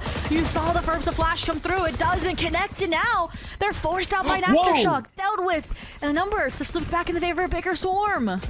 They just had to be careful of Heaven. They cannot get caught inside of the tripwire, and they don't. Here it is, though, the flash. They hear one being broken. Benji is indomitable. Northwood Blue had to do it in overtime, but map number 1 of Fracture is theirs, 14-12. 6-6 half into an overtime, into, again, 2 rounds. And I feel like that's the Northwood special, right? We talked about it. Maps have been close. Talked about Lotus last time these two teams met being 15-13, right? It gets to overtime. You close it out pretty seamlessly, but, I mean, it really did feel like at the times it required heroics out of Northwood to get the job done, versus the calling was more concrete and clean, I'd say, out of Baker Swarm. And I mean, that's okay. That's why some of these players are where they are. I mean, look, it wasn't like the top and the bottom were like around where the kills apart for the side of Northwood versus Baker Swarm. I mean, Rice Ball, and they were balling on the Tejo. And I think too, right, when we look at the assist as well, we're not getting the full story of how Baker Swarm was giving each other the successful moments. It just feels like those time periods where Northwood Blue was able to capitalize more on just that raw mechanical skill that we know that this team is capable of. It really carried them throughout the rest of the rounds. But it's only map number 1, Zoe. We still have, at the very least, 2 more to go. A possibility of all 5 here. If Baker Swarm is going to make that happen, we'll have to find out after this break. Ooh, an explosive map 1 to start things off right here for the NECC Valorant Spring 2025 Grand Finals. Welcome back, everyone. My name is Sam Talks. Joining me yet again is Zobi. Like I said, Zobi, it was explosive, right? Fracture going into overtime. It was a crazy sight to behold, but it still came out to that Northwood Blue victory at the end of Fracture. And I mean, I was mentioning, the rewriting of history, improvements after the first time facing off against this team on this map. I mean, they did better. Last time was a 13-9, but Haven is new territory, and a map played probably the most, I would say, for a team like Northwood versus played kind of here and there with how big the map pool has been for Baker Swarm throughout their playoffs journey. So that shakes me a little bit. I mean, it is a best of 5, so even if you lose this, the reverse sweep potential is there, but I will also say that if we see the same composition from Baker Swarm that we've seen beforehand, it's also a confidence comp. It is that ISO Yoru. So if you lost map 1 in that overtime fashion, when you came back multiple times after streaks by Northwood, it can definitely wear you down. And that worries me now coming into Haven. Yeah, both of these teams, right, gave us their all, obviously, with what we saw. And I mean, when I mentioned the word explosive twice now. Tejo's both occupying the top spot. So this season, this is just each side, each team operating at peak efficiency to be able to get themselves that LAN spot at NECC San Antonio 2025. But, with all of this, best of 5 series, Obi, they're long, they're crazy, and they need time. You need fuel. Fuel a game with Winzel's Farm Snack 6. No mess, no distractions. Full protein-packed flavor to keep you locked in. Whether you're grinding ranked or leading the squad, Winzel's keeps you powered up. Grab a stick, stay in the game, crush the competition. Winzel's Farm, fuel for gamers, flavor for champions. And this is a nice flavor we're getting out of Haven now, Zobi. I mean, there's a few things to point out. Number one, you mentioned, right? These teams are busy. They have a lot going on. Well, so did Darkest, and so did possibly their coach, right? They play for VCL. They play as a coach for Game Changers, right? So now the full squad is here. Maybe that's why we didn't see any timeouts for Northwood. And I was joking about Vix getting subbed out, but they do. It's Darkest stepping back in here on the deadlock here. So, I mean, I'm curious to see how that's going to go for this squad. They're probably warm after any scrims they might have played over with Core, but... That only shakes things up more. Like, maybe now they're in full strength and we'll get to see what it looks like. I mean, look at this, already confidence. Maybe swinging, maybe a net combo here towards mid. Maybe. Maybe not. Is Northwood Blue on the defense. Baker Swarm giving us a look at the attack on Haven. These folks are going to deny Benji. Barrage sight lines, but here it is. They here in the ISO shield pop up. Trying to draw the grab net. You see Darkest ready to go with it, but instead of going inside of it, Baker Swarm is just going to back away from Northwood Blue. Dip sees more opportunities abounding in their direction. I'm just hang out and chill out. We didn't even get to highlight, right? Benji. Obviously a frag demon, but on the jet here. It's usually, right, when Vix is playing the ISO, and it's usually Ferps on the jet, so this change-up of Darkest stepping in a little uncharacteristic, but it doesn't matter. If Baker Swarm can still find their way into a site, but Northwood here immediately to try and reflood in. Yeah, Benji getting spammed away from CT. Now Darkest over on that Heaven position, recon bolt. Again, it's all just about drawing out as much time, and Darkest doesn't have much HP to work with. They can't even jump out of Heaven, I don't think, without breaking their ankles, unless it's going to be on the boxes down below. It's close here from Benji, but ladder moves crouching just below the crosshairs to keep them alive, and they fight back with a headshot. Wow, oh my god, okay, ladder moves. You wanted to show off on the Haven pistol round. Well, you just made it look good to get Baker Swarm. Flawless round. And not even just a flawless, but that means their flawless pistol record for this series. They actually won both of them over on Fracture, which is crazy to even think about, but here we go. I mean, ladder moves 4-0. When you've got like 4 duelists in the lobby, being the one to step up in that fashion, especially when it was a more direct A execution, it says volumes. And I mean, we kind of mentioned from the role swaps how it might complicate things, make things a little dicey here for a grand finals first time, but okay. See, better weapons make sense. But look at how deep the players from Northwood are traversing A. Already broke the trap wire. You can see ladder moves trying to disengage, but they're not alone. They got Nami for support at their side too. Okay, ladder moves. Keeping up the streak that they had from the last round. Hot streak slowed down by Ferbza, who's kind of getting these ones. A double kill for them, and that's just get the heck out of there. Holding the close corner though. Uppercut's gonna vulnerable and suppress them. And that's where Fate's gonna play it safe, right? Keep the double tap up, bring it back up. Keep an eye on any other players that may be weaseling their way through mid. Close tries here from Benji, but Demon's fancy footwork is gonna help them fight back against this jet. Okay. It's not over yet. You've already done some decent eco damage on the second round, and now Dipper realizes exactly where these players are going and has proper wrap timing here over towards long. Nobody checking their back. Bryce ballin'. The Spidey sense for a mere second, but they're more worried about clearing out short.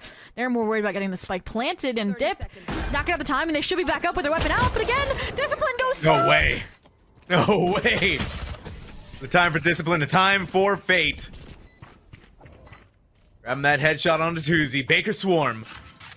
Scary anti-eco, right? But you're looking at what? You're looking at ladder moves getting taken out. They only had the ghosts, and then you're losing Nami. So it's not the worst scenario here for Baker Swarm and the anti-eco.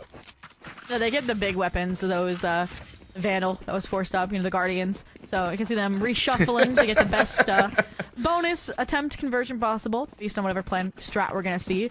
This is what's interesting to me, though, is they're placing the Deadlock on the Astra, like, very close to each other. They have the double duelist over towards A instead of, like, an aggressive, like, multi-fronted, like, maybe B main duelist. And as a result, it kind of identifies a clear gap for Baker Swarm to waltz their way onto the B side, because Darkest with that Berry Mesh is also late. Yeah, has to acquiesce space over to Baker Swarm. This is a little scary with Fate losing their double tap and playing the range with the Spectre, but it's working somehow. Don't ask me how, but it is working. Benji's also pushed so far forward, but The Cypher utility is going to keep them at bay. How long, though, is going to be the real question, whether or not they want to try and push through that. Oh my god, Nami's going to... It's a Phantom. Yeah, that's crazy right there. Ladder moves too. Having that better weapon in hand. Dark is eventually going to go out. Just puts down the grab net, trying to open it up, but that's where Darkest and Benji operating in concert with each other. Throws Baker Swarm into the trash can and gives Northwood Blue a fairly decent bonus round denial. And I'm sorry, but if we were listening to Northwood that round, I feel like the comms would have been very goofy, right? 2Z gets netted down. Darkest still is able to push out off the net, get the first, get the second. And we talked about Benji, the potential that flank would have as well once they shut down ladder moves. I mean, they were just the cherry on top because the players had already taken space on site as well. So even though they lost control of the site, the retake there was fairly clean. And look at this. They seem to have a proper read on the Baker Swarm playbook. You know, they've just been dipping. They go A, they go B, they go C. We're going down the alphabet. And my concern is that not only do you have a Jet here, which is trying to cloak the fact that Deadlock's stacked here, but you have double sensors and Astro utility. Like, this is more secure than a max security prison. And, I mean, they're about to run right into it. Yeah, not liking these odds. She's going to have to deal with the shield, and then they're going to have to deal with Demon landing a headshot on them. That's the kind of things that you're going to think about for what's going on next round. Burbs can rotate back over, does have the kill contract in their hands, but Burbs are so far pushed out. When Baker Swarm, the entire squad swings, yeah, you're just going to get mowed down. And they're like, this is what happens when both of our duelists swing one at a time towards long. You've got to step up, you've got to step forward. And we talked about this duo, the work they did last time outside of Garage. This time it's all down to dip in a 1v5. I mean, count your losses, save your weapon. Perhaps, or go for the clip farm. Spike planted. That dude doesn't want to. It's playing for those exit frags, right? Seeing how far forward they're going to push in. That was a strange round from Northwood, Zobi. You were just... Both of your duelists, right? Playing for the ones. Meanwhile, Baker Swarm is just like, we'll use our entire squad here. The second they make contact, we all fight. And see how many we can get away with. But then it just felt like both duelists did it, and then then you had a duo eventually do it, but at that point, the numbers fell away from your favor. Like, I feel like one duelist there, even, like, dying is actually a good thing. Like, picking, hopefully they would get their one and then get traded. But, like, it's supposed to draw them in, right? You're like, oh, the duelists are here. That means the Sentinel. That means your Pseudo-Sentinel aren't really here to support. So they speed up into the deadlock. So it's like the cheese to the trap kind of vibe, right? But it just, like you mentioned, one player after another. It felt like the vision was lost for that defensive strategy round. And Baker Storm, as a result, keep it flawless. That's going to be a great economy boost here. And Northwood, on the other hand, is scraping the bottom of the barrel. Yeah, not good times. Northwood Blue, it's still something that they scrape together, but yeah, that next round is really going to be the one. If they can't win here, that they're really going to feel the after effects of.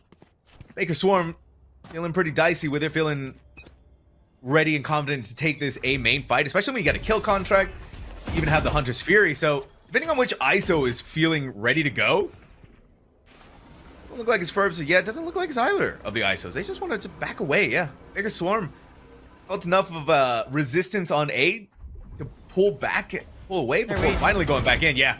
All right, there's Fate gone. Benji's gonna eventually start trying to play for some of that one-way positioning. One player dips inside of the kill contract. The Gulag, Riceball is the one inside of there. Furbs up. Ever confident, as always, in their capabilities and what they can do. Nami's double kill, though. Decisive and effective. You're not going to go any further than that. You know, at least Furbs is still deposited here. That's from the kill contract alone. They do want to fight this. It's going to have to be Furbsa to clear out. You got to clear Furbsa out of that corner. Yeah, because this is what's going to happen if you do. I guess that's it. Hold the line with a 4K. And Northwood Blue, a round they needed to win. There it is, right? Like, you're like intelligently sacrificing players, setting them up for fights, while the rest of the map is strengthened, right? You saw Darkest, you saw 2Z, you know, holding their positions outside of B, outside of C, respectively, just trusting in Furbs that pop off with Benji as well, deposited so deep off of Dip's Owl drone. That was a really clean fight. And you mentioned, right, the fact that kinda Baker Swarm was like contemplating, okay, are we refighting here or not? And it kind of just got splintered. The decision was made for them before they were truly sold on the idea. But, you know, name of a better combo than this composition and a C-Stake simulator. Let's see it, especially with a kill contract in the mix. Ooh. Yeah, 2Z almost got away from the area of effect of the kill contract. This is the kind of fight back we needed to see from Baker Swarm. There's the whole team. Maybe caught inside of the grab net, but yeah, that's where the whole team is going to keep them safe and let him get out of there. Dib's just going to Hunter's Fury now, but it's not in time to get ladder moves, but in time to get Nami. Meanwhile, ladder moves, look how far forward they've pushed in. Know? Dib has to know, right? Dib has judicious sight lines on this link, but ladder moves isn't going to move from this A-link position. Firmza has to be ready to take the fight, but yeah, unawares how far ladder moves had gone. And now another fight's going to break out at Heaven, and Darkus is left behind with only 34 HP. Yeah, I mean, a 1v4, this is rough, even with your net recharging. Maybe it'll let you isolate one. But what's so difficult for me there, like, some of the moves that were made by Northwood were good, but they felt like afterthoughts, right?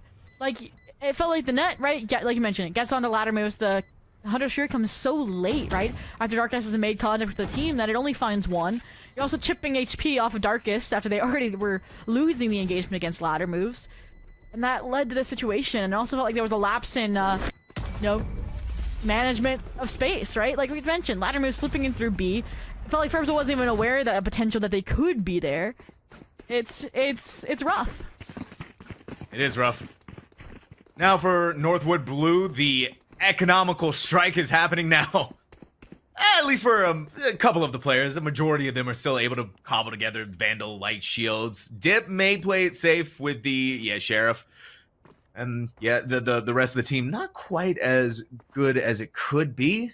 That's where also Rip Benji's one away from the Blade Storm if they can grab an ult orb, and that's where they're playing for A, all stacked there to let that happen. And I think Northwood, Baker Swarm also kind of realizes that with how fast they want to get in to deny that. Somehow though, Dip is gonna shock Dart Fate. Benji's Blade Storm gonna do nothing for them.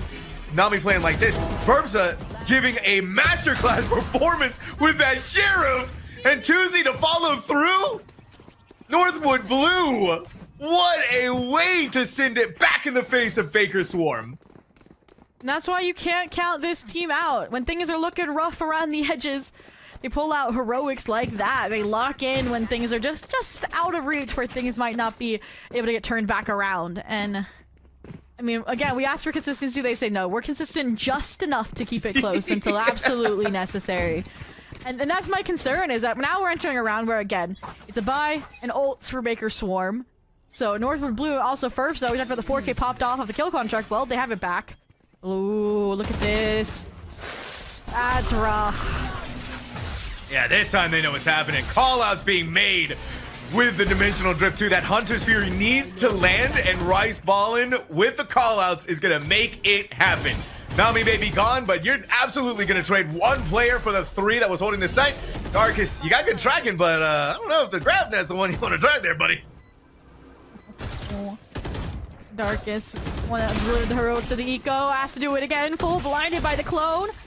Waits it out. The shock dart bereavement. The annihilation actually invested. They think they can win this despite the low HP from Tuzi. Whoa, doesn't matter when you're ripping shots like Demon was. And it's Rice Bowling to pick up the pieces. 3 kills on the round. Baker Swarm again resurface.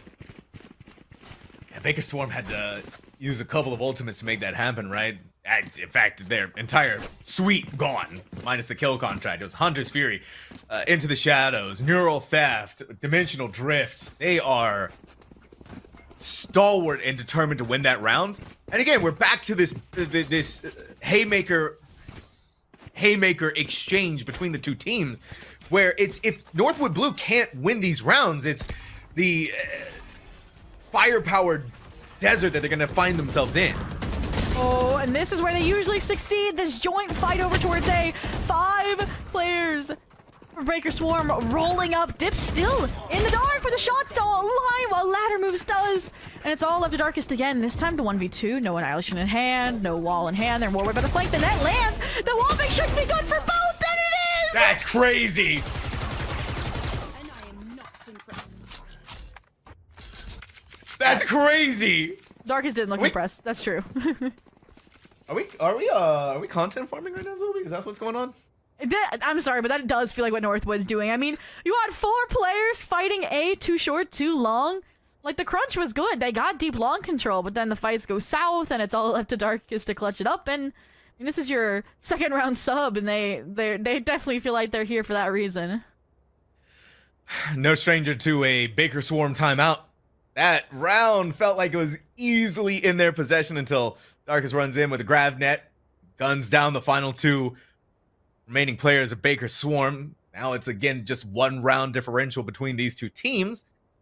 Kill contract, a cosmic divide online that could give Northwood Blue some legs to work with here. Baker Swarm, in this timeout, figure things out, get the strategies in working order. They've been hitting A multiple times, right? And in a lot of scenarios, they win out in the early initial engagements, able to transition into the mid-late rounds pretty easily. Just in that one moment, I'm sure, where tensions were high, passions were high, get the timeout, heads back on, emotions cool down. Yeah. Just a breather opportunity. And again, we mentioned both of these teams. Like, yes, like Northwood, it feels like they're doing it in a more comedic sense. But even Baker Swarm, right? They come back when they need to. Whether it's from these timeouts or the back and forth nature of this match, right? This is their last round before they truly slip into an eco. And this is usually when they deliver. I hate to say it, to break it to you. And I mean, the fact that, again, they're innovating, they're changing things up. A quick garage take. Look at the response from Northwood.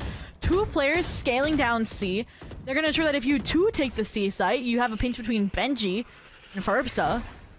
The wall off B here, like, this feels a lot cleaner. I talked about how Northwood, I didn't like that they were lacking a lot of map information. This setup gives them that information. Like, right, they're confined right now to CT and garage, right? You have the sensors on A, you have dip long, you have the wall on B. Now with the wall dropping, this is where I want to see Darkus and how active he gets. So they're going to hold garage space. Keep eyes in one direction back over now that the wall has been taken down. And give yourself A-link control. Play from there. It's 9 bullets, though. Finally going to go for the reload. And yeah, Demon heard that. They know where Darkus is. Darkus slow walks for Demon to rip their head off. Dip has sight lines on a long. Yeah. Just a recon bolt. No one's going to come in their direction just yet. 30 seconds, though. Baker Swarm, let's figure out where they want to go and how they want to play the rest of this round. No smokes have been used either, I don't think, by the Omen, except for the one in garage window. So that utility should be coming back up. Again, though, it's Benji occupying that same territory. Finally going to go in. It's Rice Ballin to suffer. The double tap keeping Fate alive. Finally, Spike going to be planted, but guess who's inside of the smoke?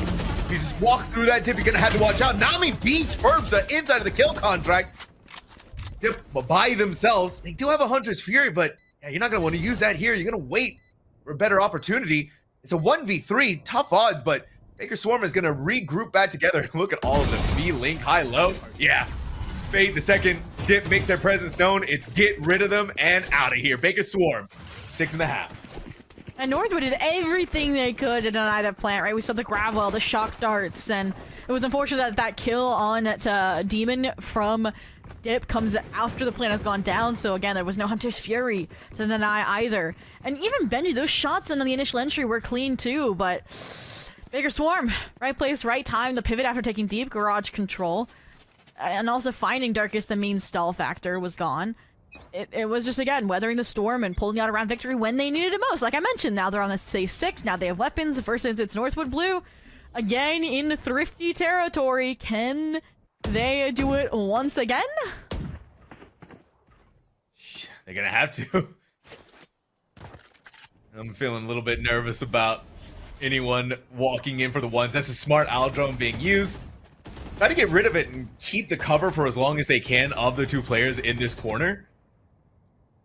Baker Swarm, knowing what happened to them in the previous thrifty round that Northwood Blue was in, see how cautious they're approaching this, see how tepid the injuries are. They use the owl drone, and because they didn't get enough information, they're still there. Finally, though, Dimensional Drift is going to be popped.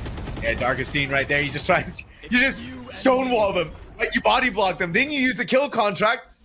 It's almost unfair, right? Doozy has a classic. And then you swing through. Benji wasn't ready. Baker Swarm. So much more decisive on these thrifties. And still look how slow they're taking the C site.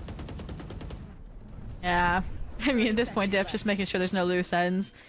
Making sure there's no lurk players. But again, it's Baker Swarm taking no chances, right? It was an eco round. They invested Dimensional Drift and the kill contract here. Looks like they're just trying to die to Spike. And, I mean, it's the end of the half. Like, which ult is gonna cause them round baking endeavor? The neural theft? So Ferbsa trying to take the dive in, see if they can get a gun down. Player down, but at this point, Last player standing. you can even see the chatter and like they're just like even calling out where their teammate is hiding. I can see that. Yeah. Play for the exit price. Go swing in. Oh my gosh, that's not what you want to see. Staring down at you from C long. Flawless around here for Baker Swarm. No anti-eco, no thrifty. Gonna stop them this time. Northwood Blue able to buy back up. Looking for that 7-5 first half. An 8-4 would be insanity for Baker Swarm here. It's an attack-sided map, but that's like the last line, like the bottom line of what you can do on your defense, and hope for like a comeback, turnaround, safely, I should say. And I mean, mentioned the ults, 2 off from the Blades, 2 off from the Annihilation. Dip and Tuesday, that's more of a retake or a sight denial kit.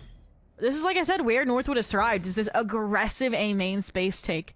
And this time it was more faked, right? They wanted to use it as a scare tactic, give them war flashbacks, right? To the side of Baker Swarm, and each time they've lost that fight. And it's worked. It's funneling these players back towards C, back towards this deadlock. Let's see if it works. Here it is, Hunter's Fury for Hunter's Fury. This Dip is putting in a lot more work with their own, and then Dark is grabbing first blood onto Fate. What's in the wall for Garage? Just scales off. You have to win that fight or get out. I don't want that frag falling. That would mean the A site falls with you. So finally, Ferbsa doesn't stick around. They've overcome the duelist tendencies, or reposition on a better angle. Oh, they heard you cross. They had to.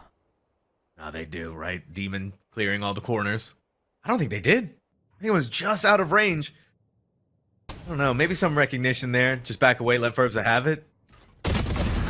If this can be done by Rice Ballin', right? Yeah. You get rid of them there.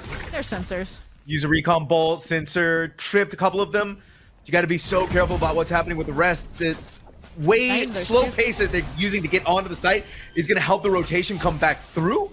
They still have to get the spike planted eventually. Demon's going to take some pot shots inside of the smokes. Dark is dodging around it and somehow clapping back using the Annihilation. No one reeled in this time again either. It's back and forth with numbers advantage falling away from Baker Swarm. Down to one player and a flank. Dip looks behind them.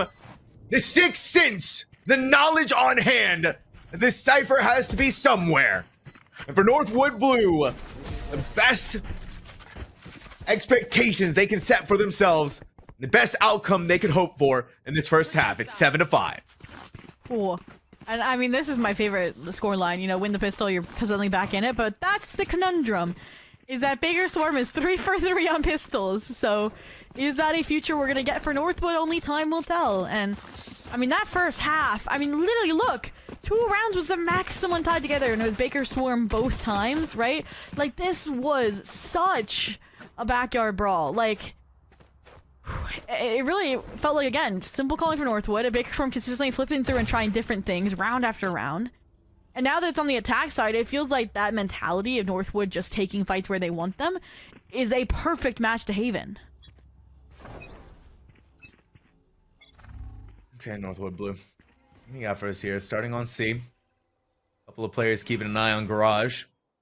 Anybody being a little bit epic about that? Look at this. 2 players selling the fake perfectly. We're on B. I mean, Baker Swarm is all over here. Ladder. That's crazy. They get out. Ladder has it. Oh, Ladder has to get these shots, but they don't. And they pulled all of the players away, Zobi. So they need to go back around. The gate crash happens there. Ferbsa's on site. Ferbsa, rather, Fate's on site. Wait, what's going on? Tuesday. Yeah, you're looking over in one direction. Demon's there. Now they're able to take another opportunity with Darkest here. And G looking at CT with a shield. The double tap keeps them going. Fuel left in the tank. On the flank, Rice Ballin'.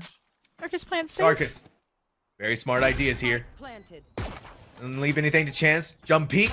Spots out Rice Ballin'. Recon bolt for the back line. So, oh, that grab net is disgusting. Rice Ballin' has no choice. They got to stay crouched here. They got to take their ones without even being able to move.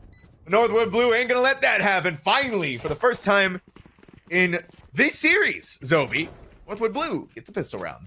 And it took the most complex pathing to make it possible, right? We talked about the brilliance of the two-person A fake. Then they get full control over B off the frag to the ladder moves, but that wasn't enough, right? You took out the Sentinel that holds down the C side. They're like, wait a minute, that means there's nobody on C. Let's go there. And then for some reason, Demon's Gate Crash was on C, and it felt like he was going to disrupt the entire plan. But Benji sticking around in C Link picks off the rest of the rotatees. Like, that's insanity. And speaking of insane, the entire squad for Baker Swarm being on the correct site for C-Take Simulator Northwood Blue Edition, this could get messy. Yeah, be cleared close. The uppercut to hurt them massively. Nami getting first blood with the classic. Darkness has the trade. Here comes Benji with the swing. Out of Cubby. Capitalizes on some big plays here. Looks towards the skies above. Nami's gone. Same with Fate. Now, pieces are falling into place. And Iceballing can't even walk on the site, because guess what? They're walled off. Ooh. Spike planted. 1v4. Two players, though, really low HP with this Sheriff, but those are the players kind of tucked away safely or posing as CT alarm bots, and your full HP players, Tuzi and was Darkest, were taking the duel head first. Woo! That's dangerous. That's the first. That's spicy. How much more can you go for? Watch Bang out down. for yeah, watch out for Benji coming up inside a garage. Thankfully doesn't need to watch out for too long. The rest of the squad is gonna handle that. Pesky Sova, Northwood Blue. It's tied yet again, 7-7. Again, an aggressive force-up, disrespecting the opposing team. Trying to do the best they can to get a third round bonus conversion. I mean, 2 rifles, not bad, especially in the hands of your double duelist. Ooh! And a third forced up with a light shield. I'm surprised. You can afford a full shield here, Dip. What? And this is maybe recognizing again how dominant their last round was. That it's going to be light shields and region shields on the Baker Swarm side. He's bonusing the shield. Wow. My man. Alright, here it is, Burbsa. Trying to go for a similar idea, but the smoke working against him somewhat. Baker Swarm realizing that a lot of that noise being made in sewer, if we can stop that, won't happen this time. You can also see the adaptations and ideas from Baker Swarm to make sure that they're keeping eyes all across the map. It's just if Benji and Darkness are playing like this, it makes it so difficult for the rest of this fight to go their way. You had the same idea, the same plan from the pistol round, transplanted into your bonus, and for Northwood Blue, it's working. Yeah, I mean, if you can get ladder moves, which again, this feels like them also recognizing how ladder moves played Fracture and it translated to Haven, right? They're always off site, they're playing their life, and this, again, crazy B2C always works as you're not fighting the Cypher setup head on. And Benji, Ace, opportunity to deny, but still a 4K would look nice on the Twitter feed. So, the tailwind expiring. And the right place, right time, they unfortunately are looking the wrong direction. So Nami. Oh no. Dip. Yeah. Northwood Blue has been having so much fun on Haven on their attack half, right? Players are all over this map. Like we saw on Fracture, they're so clean at abusing the space they have and taking away space from Baker Swarm where they're just not expecting it. Yeah, it's been crazy. And we talked about how there was no sense of consistency in the first half. Well, this is a complete paradox to that, right? 3 in a row for Northwood. Likely a 4th, again, because they've reset the economic disparity for Baker Swarm. Look at this. I mean, when all else fails and it's an eco on Haven, you go 4 strong down grass. And I love that because it's a deadlock, because it's this composition. They don't have anybody lurking. They have nobody defaulting. And the other difficulty is they have nobody watching the flank. No utility, no players. Uzi, last second, Woo! checks their back. Enemy remaining. Wow. Tuzi. All right. Yeah, that's definitely going on the Twitter feed. We're talking about Twitter feeds. Yeah, that's the one. Ladder moves may have, ladder may have a guardian in hand, but that's as far as it's gonna go. It's just be able to pick up the weapon, land a shot on a dip. But the headshot gonna be working far better in their favor. Northwood Blue just dominant in this attack half. Nothing that Baker Swarm is doing is working for them. Wow. I said it, that 7-5 half is just such a curse to bear when the tides change. And I mean, it's starting to drown Baker Swarm here a little bit. they lose this round, I'm expecting another, dumbbell timeout. Just Baker Swarm trademark style. But gotta cross that bridge when you get there. And looks like they are gonna get the head on A fight and an opening pick from Demon. Ooh, Demon making it look good. Doozy ready to fight back against the Yoru extraordinaire. Now gaining some of that lost space and lost opportunities from comrades fallen. Baker Swarm just keeping the two players here. Nami on that high ground. Benji checking to make sure that no one's being a little too crazy with that. If it just missed that smoke going down in that direction, but really has to be careful of the high ground. Oh, yes, and they are, but it wasn't. They looked up in time, but Nami back on the ball just in the nick of time to save themselves. Doozy, yeah, ladder That was a moves. distraction. Yeah, Doozy just sneaks in. Oh, no way. I do think ladder moves, though, if they actually commit to the B take, ooh, could completely That's a big disrupt. recon bolt, too. Hey, wait, whoa, Doozy does it again. You go back in here. Wait, you Oh, don't? you hear the footsteps. You hear the footsteps, Doozy. They're playing it. They see the barrel. And the first ace of the grand finals goes to Doozy. Northwood Blue forcing out the dumbbell timeout. I mean, we got one thing right, which was that there was going to be a timeout if they lost that round, but Darkest, patting Tuzi on the back for bringing a round back from the brink of disaster, right? Demon opened that round up beautifully, right? They recognized they were starting to handle the fact that, okay, no matter where Northwood's ending, they're starting A, right? And it was a huge mistake, right? They outpaced Dip's recon bolt. So, I mean, you just get to kill farm if you're Demon there. And somehow you lose control over the rest of the map, right? Lanamu's got in position to hold the cross on B, but it was too late. They had two heavily committed bodies on the A side. They were too sure. And that's again, we talked about, okay, they needed the forces to fight there, but then you lose control in the rest of the map. So I think Dumbbell's got to be discussing this balance and fine-tuning it. I gotta be discussing that balance. Gotta be discussing what North Blue is gonna be bringing into this round, too. All of these ultimates. Big strikes. Baker Swarm kind of feeling a dearth of their own. And Ferbs was only 2 away from the kill contract. And with the way they've been playing so far on this attack, well within the realm of possibility to grab it for this round. And, I mean, economical tides for Baker Swarm have gone into the red. This is forcing up 2 Vandals, no shields, a couple of Sheriffs and Lights, and a Frenzy of all things. Ooh. I mean, the thrifty strats coaches, play the ground for cooking up strategies, but when again, it's this confident style composition of a double duelist headed by an ISO. Any strategic plan can be put to rest by mechanics. By an ISO with a double tap, and Ferbs, the double tap may have run out, but you'll get that refreshed if you utilize that kill contract. But Yikes! That Benji picks up an outlaw here is just insult to injury, right? You know it's Nico, you know they don't have shields, and you are going to leverage that fact. Oh my word, Annihilation! No one caught, reeled in, but it doesn't matter! Because the rest of the squad is just popping off like crazy! Benji a 3K and an outlaw to their name, finally! You're gonna get the spike planted, and Rice Ballin', what are you gonna do here, buddy? I think you were one of the holders of that sheriff? Yeah, this is... Ferbs has just... Ferbs have walked away in time. That sets Benji up for the success of a 4K. Northwood Blue. It's unreal what this team is doing. They're just playing like pass the baton in terms of who gets to get the frags, right? The ace for Tuzi, the 4K for Benji. And, I mean, it's just... It's rough. Like, again, they got to the site in time, but just the re-hit was too strong. I mean, I was confused how Benji didn't get hit by Nami's, like, paranoia. That's also, like, a insane moment.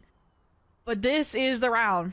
Weapons, ults, another environment that Dumbo could have cooked up a plan to keep Northwood off of a 12th, off of map, and serious point, actually. And that's the trap play. Make sure to put on your sunglasses or whatever, because this is about to get bright, right? All of the ultimates. Baker Swarm, when they have them, they use them. Benji tucked inside of the gulag. They think we're gonna win that here, but guess what? It's a counter kill contract. That Ferbs is gonna win. So yeah, back and forth between the two ISOs. It's a duelist for a controller, and I feel for Baker Swarm that one's going to be felt a little bit more than Northwood Blue. That's where Ferbsa fills in that spot, and look how far Tuzi is pushed up. See Long, Iceballin realizes this has to just crosshair a little bit off kilter, where Tuzi is not going to miss theirs. Fate's going to back away. They won inside of their kill contract, but I don't want to be too overzealous without any backup, and that's where you see the synchronicity between him and that Yoru. Okay. To group up the magnetic draw for Northwood to the C site. They destroyed a lot of the Cypher utility already, only the one in Garage. 30 seconds left. What's interesting here is, again, Baker Swarm, the abuse of the rest of the map, knowing that there isn't a Sentinel to firmly hold the flank down. And I feel like this cognitive divide's only going to give them that false sense of confidence that nobody's there. Tuzi again, the one that holds the flank, but this time... Wait, no! How, Zobi? How? Does Tuzi do that? I don't know. I mean, that's just insanity. Like, they were trying to, like, they had knife out. They were going to try and, like, reflank through Garage, which is where the trap wire would have been anyways. Ladder moves, yeah. This was your all or nothing. You didn't even look at this too. Like, you utilized all the ultimates on the opener, and, like, there was still 4 players strong for Northwood. Like, you have to save this hero rifle. And you're not even going to be getting to because Tuzi, who dealt with the flank, goes all the way A after the fact and gets a 4th. I don't know. I don't know, Zobi. I like Baker Swarm, like you said, they popped all of the big ultimates, the Hunter's Fury, the Dimensional Drift, the kill contract. And all they got for their efforts was 1. It was immediately traded back by Ferbsa's own kill contract. You're looking at the disparity in ultimate usage in these early rounds, and that's, again, the topic of Baker Swarm's downfall. Early round, good. Rest of the round, spicy. Yeah. And that's where we kind of saw it strengthened after timeouts over on Fracture, what allowed them to push it to overtime, but that A factor hasn't been here, and nor has the first Bloods.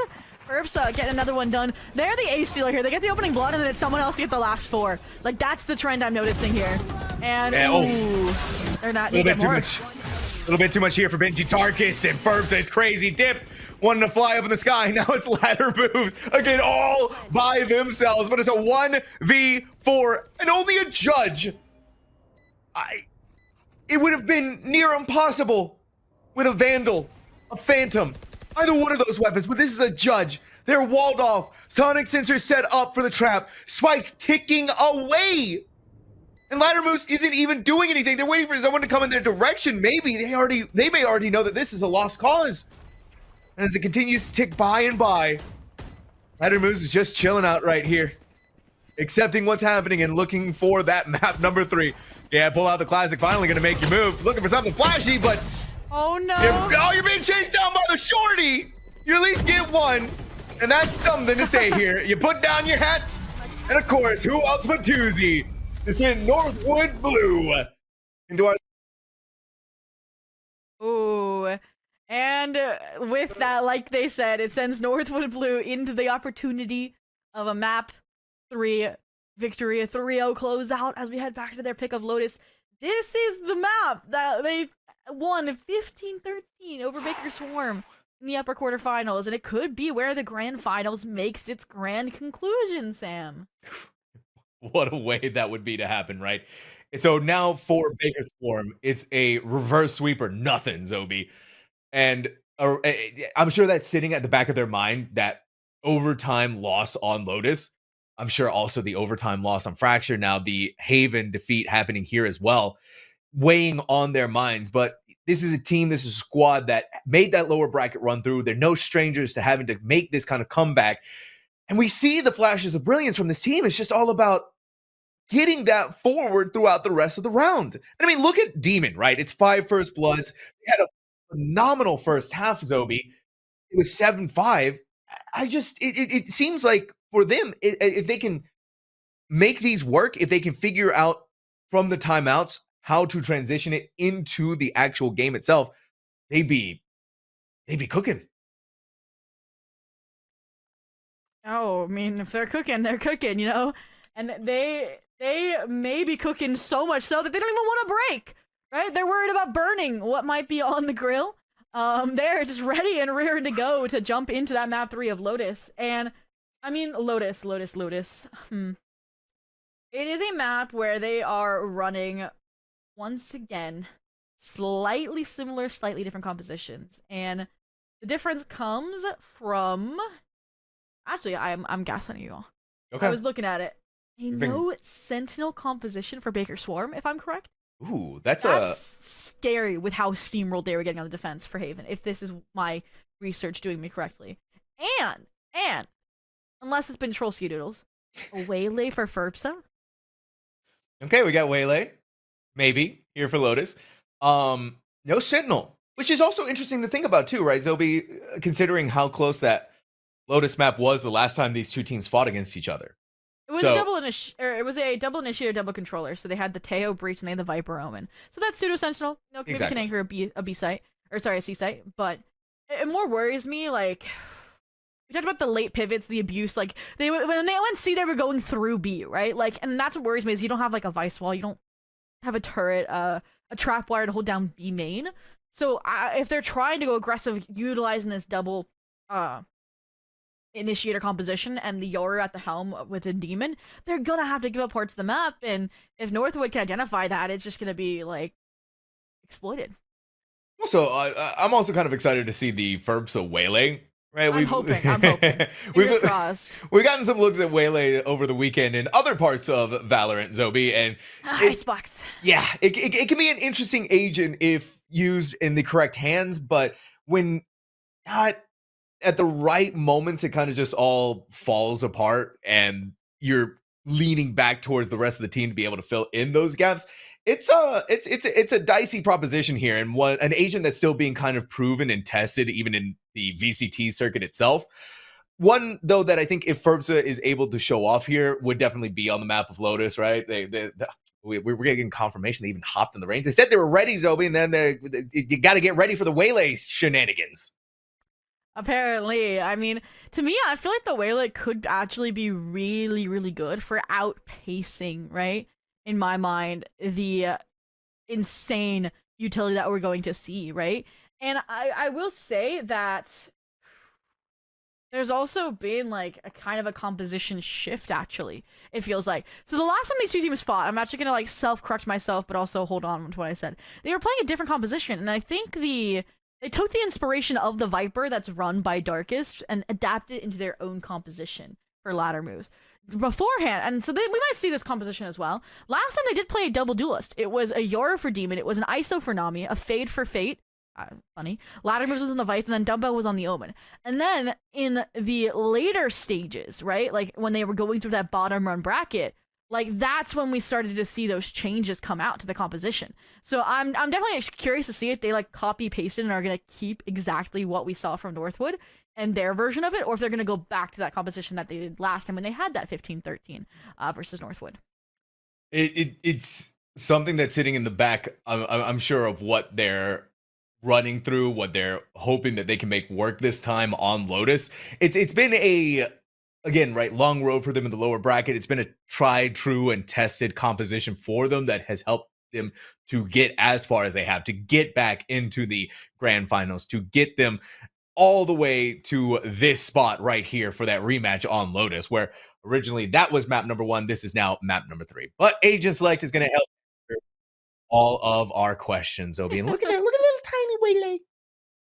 It did a teeny tiny Waylay for Ferbsa, but I'm sure the performance will be big on this map. But it does look like we do get exactly what I mentioned, but we get a change actually from the Northwood composition. They still got the Waylay, but they were running Darkest on the Viper, and we were actually joking about this. We're like, why is Darkest on the Deadlock instead of the Breach over on Haven? And we're like, okay, maybe when they sub in, they actually do play it.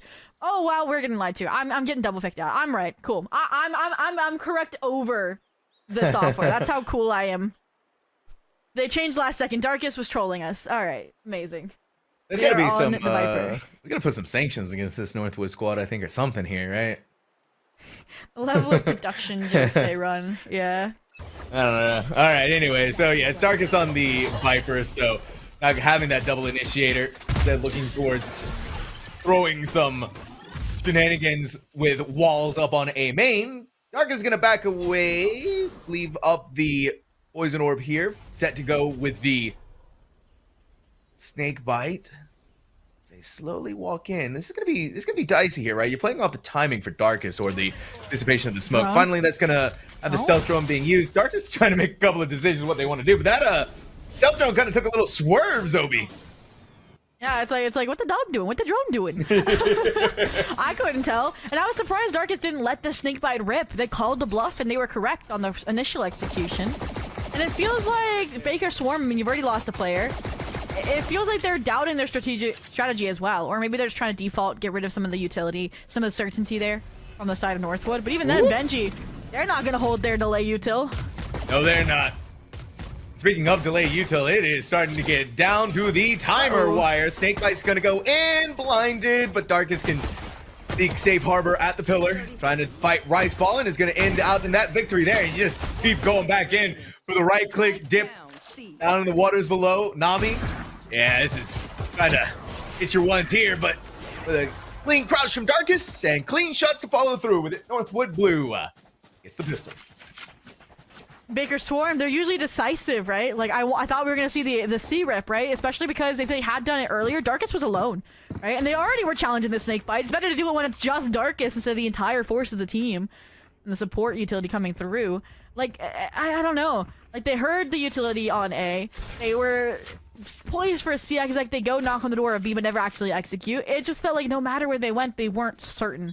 And they weren't, like, solidified. Then you mentioned time ticks away. They have to make a decision. And the decision wasn't fully fleshed out. But this is crazy. Not only do you dash in, which is normal, but it's with an outlaw? Yeah, okay. Flavors of Jet, am I right? Dip is going to be stealth drone suppressed. They still get the guided salvo out in time, and dodges the return guided salvo. And just expert dodging. Darkus, yeah. All right, this is definitely what we expect. They're hearing a lot of noise around them, too. They're going to be helped out by Omen, but it's really just expecting Tuzi to get out of there. But guess who's already here? It's Demon. They weaseled their way all the way in. Yeah, it had to have been a gate crash, right? Well, that's sight. That's a numbers advantage and a weapon. I mean, you know, very low HP though, Nami. I was about to say that you might want to hand that roll off to somebody else because might not be able to survive the spike plant, but it's not done just yet. The better weapons, the outlaw making its way over. Still have some great utility between the Teo and the deadlock here for Ferbs to capitalize off of, but they got their own utility up their pocket, right? Snake by fault line, playing the close angles here, but it might not matter. Oh my goodness, Slaughter. From Mound. Oh, Ferbs has to scope in quick for the shot on the outlaw. This sheriff is going crazy from ladder moves. Dip's been putting in some massive work here. Gets over onto the high ground, tries to abuse fate from up above, but it turns out dragging him down to the hells below. Baker Swarm. Hey, there we go. 1-1. Nah, I mean, I don't even know what went wrong, right? Like, you, again, have stomped them out of an A hit. I thought we were finally going to see, like, the solidified exec into B, actually, right? Like, we saw the salvos. We saw so much invested, and they don't commit there either. And then the C one was kind of, it felt like lucky, right? Demon, kind of the repinch onto Tuzi there. You clear the corner, get the trade from Darkus. It just kind of fell apart a little bit there for Northwood. So they're probably going to laugh that one off, try to get back to business here. But with economy kind of reset here, get to see what exactly happens. Demon carrying the outlaw like a trophy over from Ferbsa. Looking to convert it into a first blood here. Yeah, there's no signs of life, right? Small jump peak, but this bulwark is being gathered at A with one unbreakable. Yeah, this is gonna be scary. Even tries to punch through it, but this is also a Baker Swarm squad that's used to being able to take these anti-egos like this with that better weaponry, with that better firepower. Small technical issue here, Zobi. The grand finals of just life. Too crazy. No, we're back. No one's dead. Nothing happened. Nothing happened. Yay! Finally, something might be happening. Darkus to go back onto site. Get away from that. Take a couple of pot shots for their effort and take a death for their efforts too. Benji's finally going to put down the grab net, but all of this utility is just way too much. Whether the storm from 30 seconds left. now, Northwood Blue come back over, make a swarm. Weapons, spike planted, numbers. It'd be tough. Spike planted. And you mentioned looking for signs of life over towards A. They almost walked into the trap that was 4 players strong for Northwood, but really dipped to C again, the solo darkest hold. And they've got a sight. But look at the flood! The numbers were there, but the shots aren't. Fate! Shot down by Furbsa, but with only a sheriff in hand and 4 more players to go, it would take a miracle, and they don't hand those out every day. And they don't. Miracles few and far between. It could swarm. It was that long few seconds that happened on A. Then it's like, okay, maybe we go to C, where it's kind of just been darkest holding the line. Yeah, I need to see some deadlock util there. I'm sorry. Low key. Like that, or like I just need something like fight C mound, maybe an operator. It looks like they were just doing skin shopping for Darkest. They make the full sprint over to A to hand it off and then head back to C. Or maybe 2Z. We kind of talked about that fight that happened right on the second round. 2Z supporting Darkest. They are fighting forward, but look at the utility. Oh, 2Z. Okay. You give Darkest a pat on the back or something there, buddy, because he just saved your life. Demon. Put out to pass the Darkest, trying to draw attention with a ping of the ultimate orb. Herbs are posted here with an operator. Deadly weapon, Benji. Oh, I love the sensor. And setting up a sonic sensor at the entrance to A main. Gonna be broken. We also hear the Pickle being going along with it. Dip. A lot of damage. Nami's gonna walk away with some of their own. Did you see it? Yes, yeah, it did. No, it didn't. Maybe it didn't, actually. Maybe something happened here, but regardless, Furbs is gonna be traded out by Rice Ball. And some numbers that Northwood can work with and abuse. Benji's also gonna put down that wall. They're just gonna play time, play delay off deadlock. I mentioned, okay, my reservations of not having any of this deadlock utility on C. This is what you get, that mobility, right? As soon as you know where they're going, you put up the sonic sensors, and you're guaranteed 100% delay rate. But look at this. Gotten your a Rice Ball to pick up the operator here. You're hoping for, again, that overzealousness from Northwood, over peaking to happen, but Dip, just the jiggle, just looking for the info. And that drone's gonna find it. Oh my god, so fast pivot into B here. Hey, Salvo's back.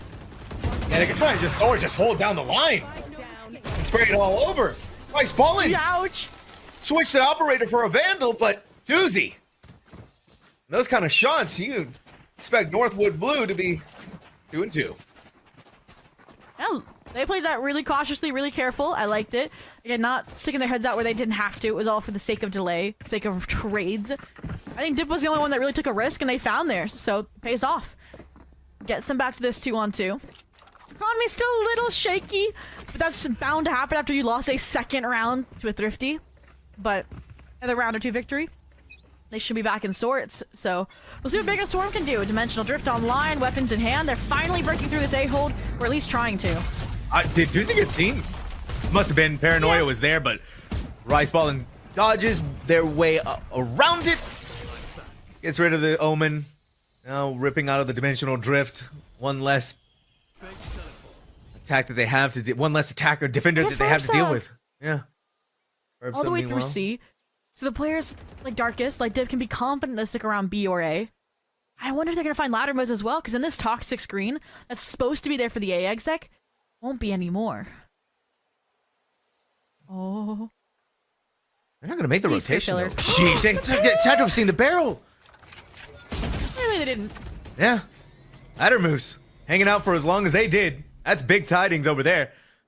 May even be going back to check and make sure no one's gonna try and play for another cheeky flank. Yeah, you just leave behind.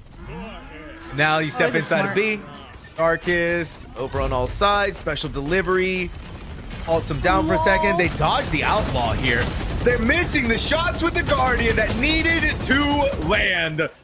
Northwood Blue losing out on the players. Spike planted. Losing out on the chances. Baker Swarm.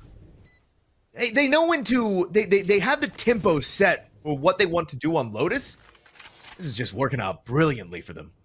And a save from Northwood Blue. I mentioned again, they had some weapons, some were worse for wear. So even the best of the best. I wonder if the op's been salvaged as well. Or maybe you send a player out here to go look for it and spawn. But Over there. well, what sticks out to me there is you mentioned the tempo change. Is how fast they can also change it. Right? Yep. When they got the frag onto Furbsa from ladder moves, they realized, wait a minute, if they cleared out all of C, that means they probably have a massive stack over towards A, right? And so they realize, okay, we can't commit into A, let's head into B. And even when they went B, they effectively cleared out Darkest, right? And from the utility, like the special delivery and the aftershock, to then even sending Demon to just double check. Like, they look clean after being down 0-2 in this series at the moment. Yeah. And we were feeling for Baker Swarm, right? There'll be a little nervous for them coming off that pistol round where they look so lost. Wandering around, but the recovery that happened in the anti-eco against Northwood Blue that's just been carried on between these rounds has been nothing short of spectacular for this team. Now Northwood Blue, right? This bye, Baker Swarm's looking for a chance to get ahead of the curve. This is the time. So the hero rifles are enough.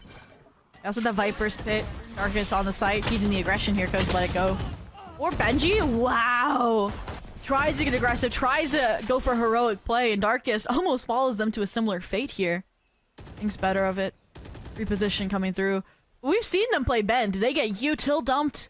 There's no escape, so they've kind of found this happy medium ground, waiting for the dark cover to dissipate. Also, we talked about Ferbs of the productivity and how much space they gain. Once again, they're knocking on the door of attacker spawn here. Whoop. It's out to safety. Wow. Darkest, unfortunately, can't say the same thing for themselves. Ferbs is in the back lines. Guess what? That's where, hey, Ladder Moves knows they're coming, but Ferbsa sees an opportunity. Nami steps into the shadows, and weaponry may be given towards something here, but it's like you said, an Armageddon is set and ready to go. It could use that, but they're waiting for the regroup of the squad, maybe even draw some eyes on Revolving Door. Yeah, that's definitely Fate's eyes on Tuzi. Not only Fate's eyes, but Fate's bullets. Dip is firing back. A couple of wall bangs coming right in front of them. Again, we're talking about the utility they have set up. And look who's over there on the other side, right? At CT. They try to go for one fight. Immediately, the Yoru pushing in. Back on top. Baker Swarm keeping this train going. Yeah, it feels like Northwood Blue is not afraid to fight forward, but when they do fight forward, it feels like it's an afterthought, or it feels like there's not enough dedicated to it, right? Like Ferbsa, when they deposit him deep A main, there's a lot of support there. But then when they're fighting elsewhere, like Benji trying to walk through a dark cover solo, it gets suppressed. When it's players trying to fight out B main, it's like dealt with as well. Like it's a little bit dangerous here, and why I think Baker Swarm is currently leading 4-2. But Ferbsa.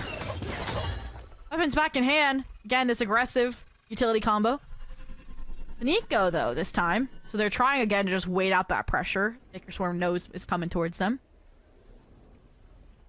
And you hear the utility, you hear everything coming in your direction, so you just wait it out. Even with an outlaw, caught inside of the... Oof, that gate crashes. Beautiful. They saw the guided salvo, they were stuck inside of the grav net. Fault line down, everything working against them. Yeah, it's just get out of there. Now we see over on the back, Stealth Drone's going to go in. Tuzi may have been seen, but not suppressed. Still gets to use their paranoia. Yeah, but Baker Swarm's not going to play into that. They're not going to fight that if they don't have to. Yeah, just give it back to C and take out Darkest and Swarm C. Ooh, Marshall's here. Not the outlaw, but it'll still get you dinged down a little bit. Weakened for the side take. I'm curious. We've seen respect from Baker Swarm towards Northwood. So do you invest the Rolling Thunder here? Possibility. Smoke and Side smoke. Yeah, awkward position here for Darkest. Hey, look at that. Ooh. They trying to jump on site. Benji gets the Armageddon. Draws someone in. Gets Nami, but they're going to be broken out. Maybe not. Not if Darkest is landing that. And what was in E? Oh my god. Thrifty. And what did we say, Sam? When things are just on the verge of getting out of hand for Northwood, they win the unthinkable, right? It was like, Baker Swarm, you win that round, you're basically going to go 6 or more. Similar to what we saw from the 7-5, or better maybe we would get to see from Haven. And, I mean, Darkest, the Marshall opening, like, over towards C, the closing, that was a beautiful trap play as well. So that side smoke, it's pretty standard now from the attackers, just to play around block both, you know, backside and waterfall control. But when you have up-close right-click classics and an Armageddon to funnel them into Annihilation, that was a beautiful eco trap. And now, with weapons in hand, they can just fight! Yeah, and their fight they are. Demon, they were hoping they could stay safe, but the gate crash being heard. Turn back around, and they're gone. At least Baker Swarm, they're gonna Rolling Thunder their way in. I think Dip gets to cover in time. Burbs is going to answer with Convergent Pass, but Riceballing gets on the other side of it just in time. Poor Fate, though, hindered. Can't jump, can't shoot, can't do much. All slowed down. And Ladder Moose seen by the stealth drone. Like you said, 9 bullets, not a lot to work with, and they're firing away. Needs to make sure that they have something in the chamber to win out the 1v3 with, but they see a snake bite at their feet. They got to go and grab the spike. And the only thing I can say for this poor player is, yikes. I do not want to be in their shoes. Try as they might, they're getting the ones that, yep, and once the guided salvo pushes them out, Darkus is going to brace them.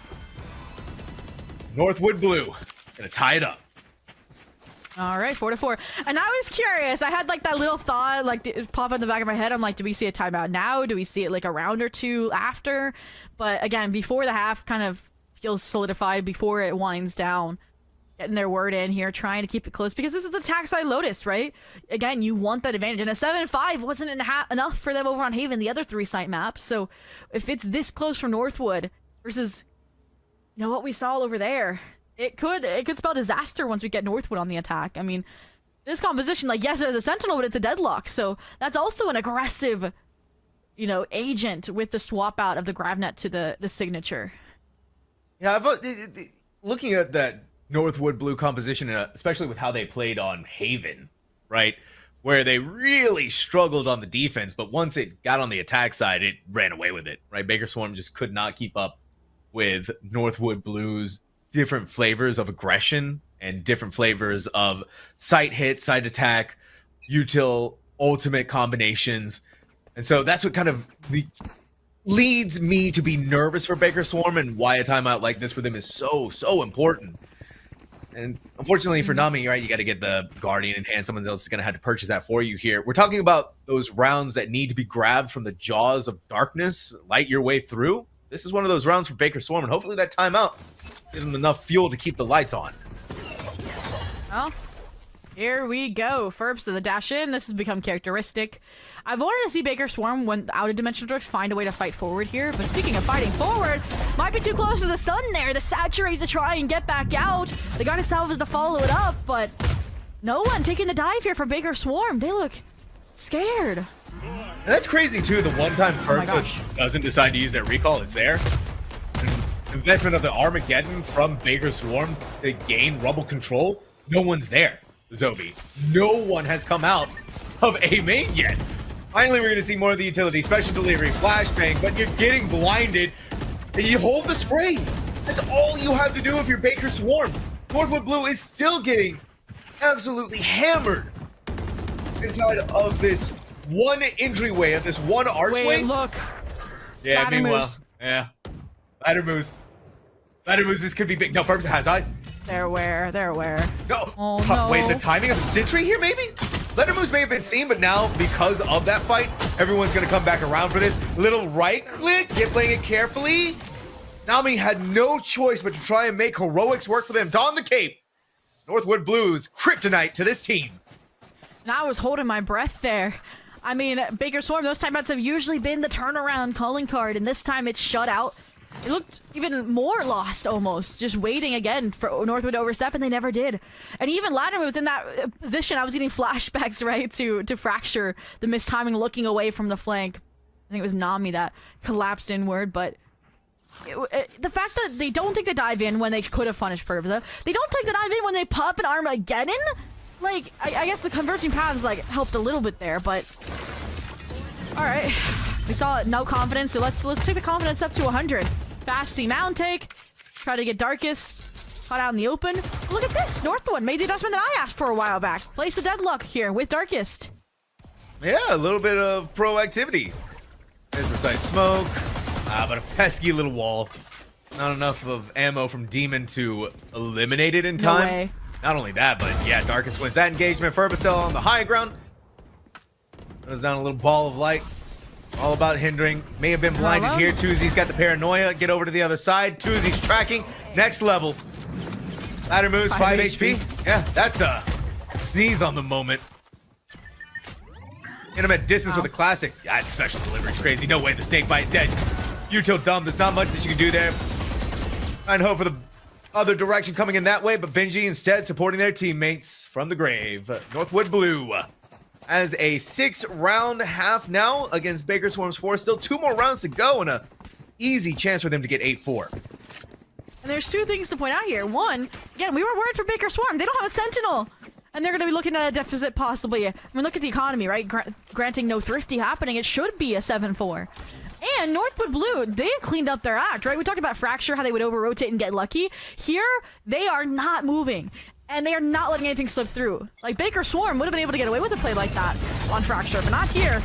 Okay. Okay. Yeah, thank goodness that Ferbsa had the refract available to bring them back around the safety. But this time, though, they're just going to have to rely on the raw aim. And a little help from Minji. Northwood Blue sweeping the legs right out from underneath Baker Swarm. And we said we expected something like that to happen, but not in that fashion, right? Armageddon popped by Northwood Blue on the eco. I mean, they know the half's winding down. They know they're going to replace it here with Ferbs converging paths with likely a Benji annihilation before the round's up. But again, we never saw Baker Swarm except for when they had Dimensional Drift find a way to win this A fight. And guess what they have now for the last round of the half? Yeah, Let us see a demon. They're not even doing it yet. They're just trying to No? win these naturally. It was crazy too, right? Because they looked like they were poised to take this A fight. But I think maybe... Oh, yeah, just get through it. This team slowed down, dip, special delivery, still being seen by Demon. Not much that they can really do here except for to make those callouts happen. It's unfortunate that with the callouts Demon has, you have to look towards the high ground. It's all falling off to the wayside. Ferbsa, ladder moves, falls, Viper's Pit, fallen. Spike at the feet of Northwood Blue. Demon has all of the utility to work with here, but yeah, look at that. The wall comes up, you play the high-low. What can you do to stop Northwood Blue? An 8-4 first half. And eyes on Grand Champion title. Again, just the way they're playing this composition. Northwood Blue. I've yet to see like what I, in my mind, is a successful waylay. It feels like, again, just new agent fever. This has been a clean investment. Like, again, the converging paths have been perfect. That pinch, the refract instead of a crossfire with Darkest who pushes through Revolving Door after being that C pillar of support. Like, that was perfection to shut out that B execution. Even after the Dimensional Drift had overwhelmed Dip. But here we go, 8-4. Baker Swarm were the pistol masters prior to Lotus. Let's see if they can get one when they need it most here now on map 3 of NECC Division 1 Grand Finals. Northwood Blue's been looking next level on their pistol rounds. Ooh, it's a trap. Yeah. Revolving Door, Paranoia hit the switch. They just kind of know that. Ferbsa refracts. They knew what was going to happen. They knew how this trap was going to be set up. And they played it to get all of this out. And the plan B was just deposit Rice Ball and hope they have ideas of Fracture brilliance. Just wasn't quite there. But as the wall comes up, Flashbang goes out, Darkest gets overwhelmed. Go back over to the other side and make an adjustment, maybe in through Breakable towards B. The salvos are good, but Fate, beautiful delay and an opening kill. Paranoia retaliates, but all it does is flush him back towards CT where they can rebound. With their timings. I like this though. The fight forward off the net. You don't want them to slip through. You don't want that regeneration of utility. And now you even go towards C. The last 2 players alive. With that lurk, Darkest got shut down, but they saw both of these players. They know. Dip holding close on that Yeah, angle. numbers, Yeah, they're hearing the footsteps, man. And now you have the final player locked in. Location realized. The crossfire. Yeah, you look in one place. The second Demon does anything here, the second they start walking out any further.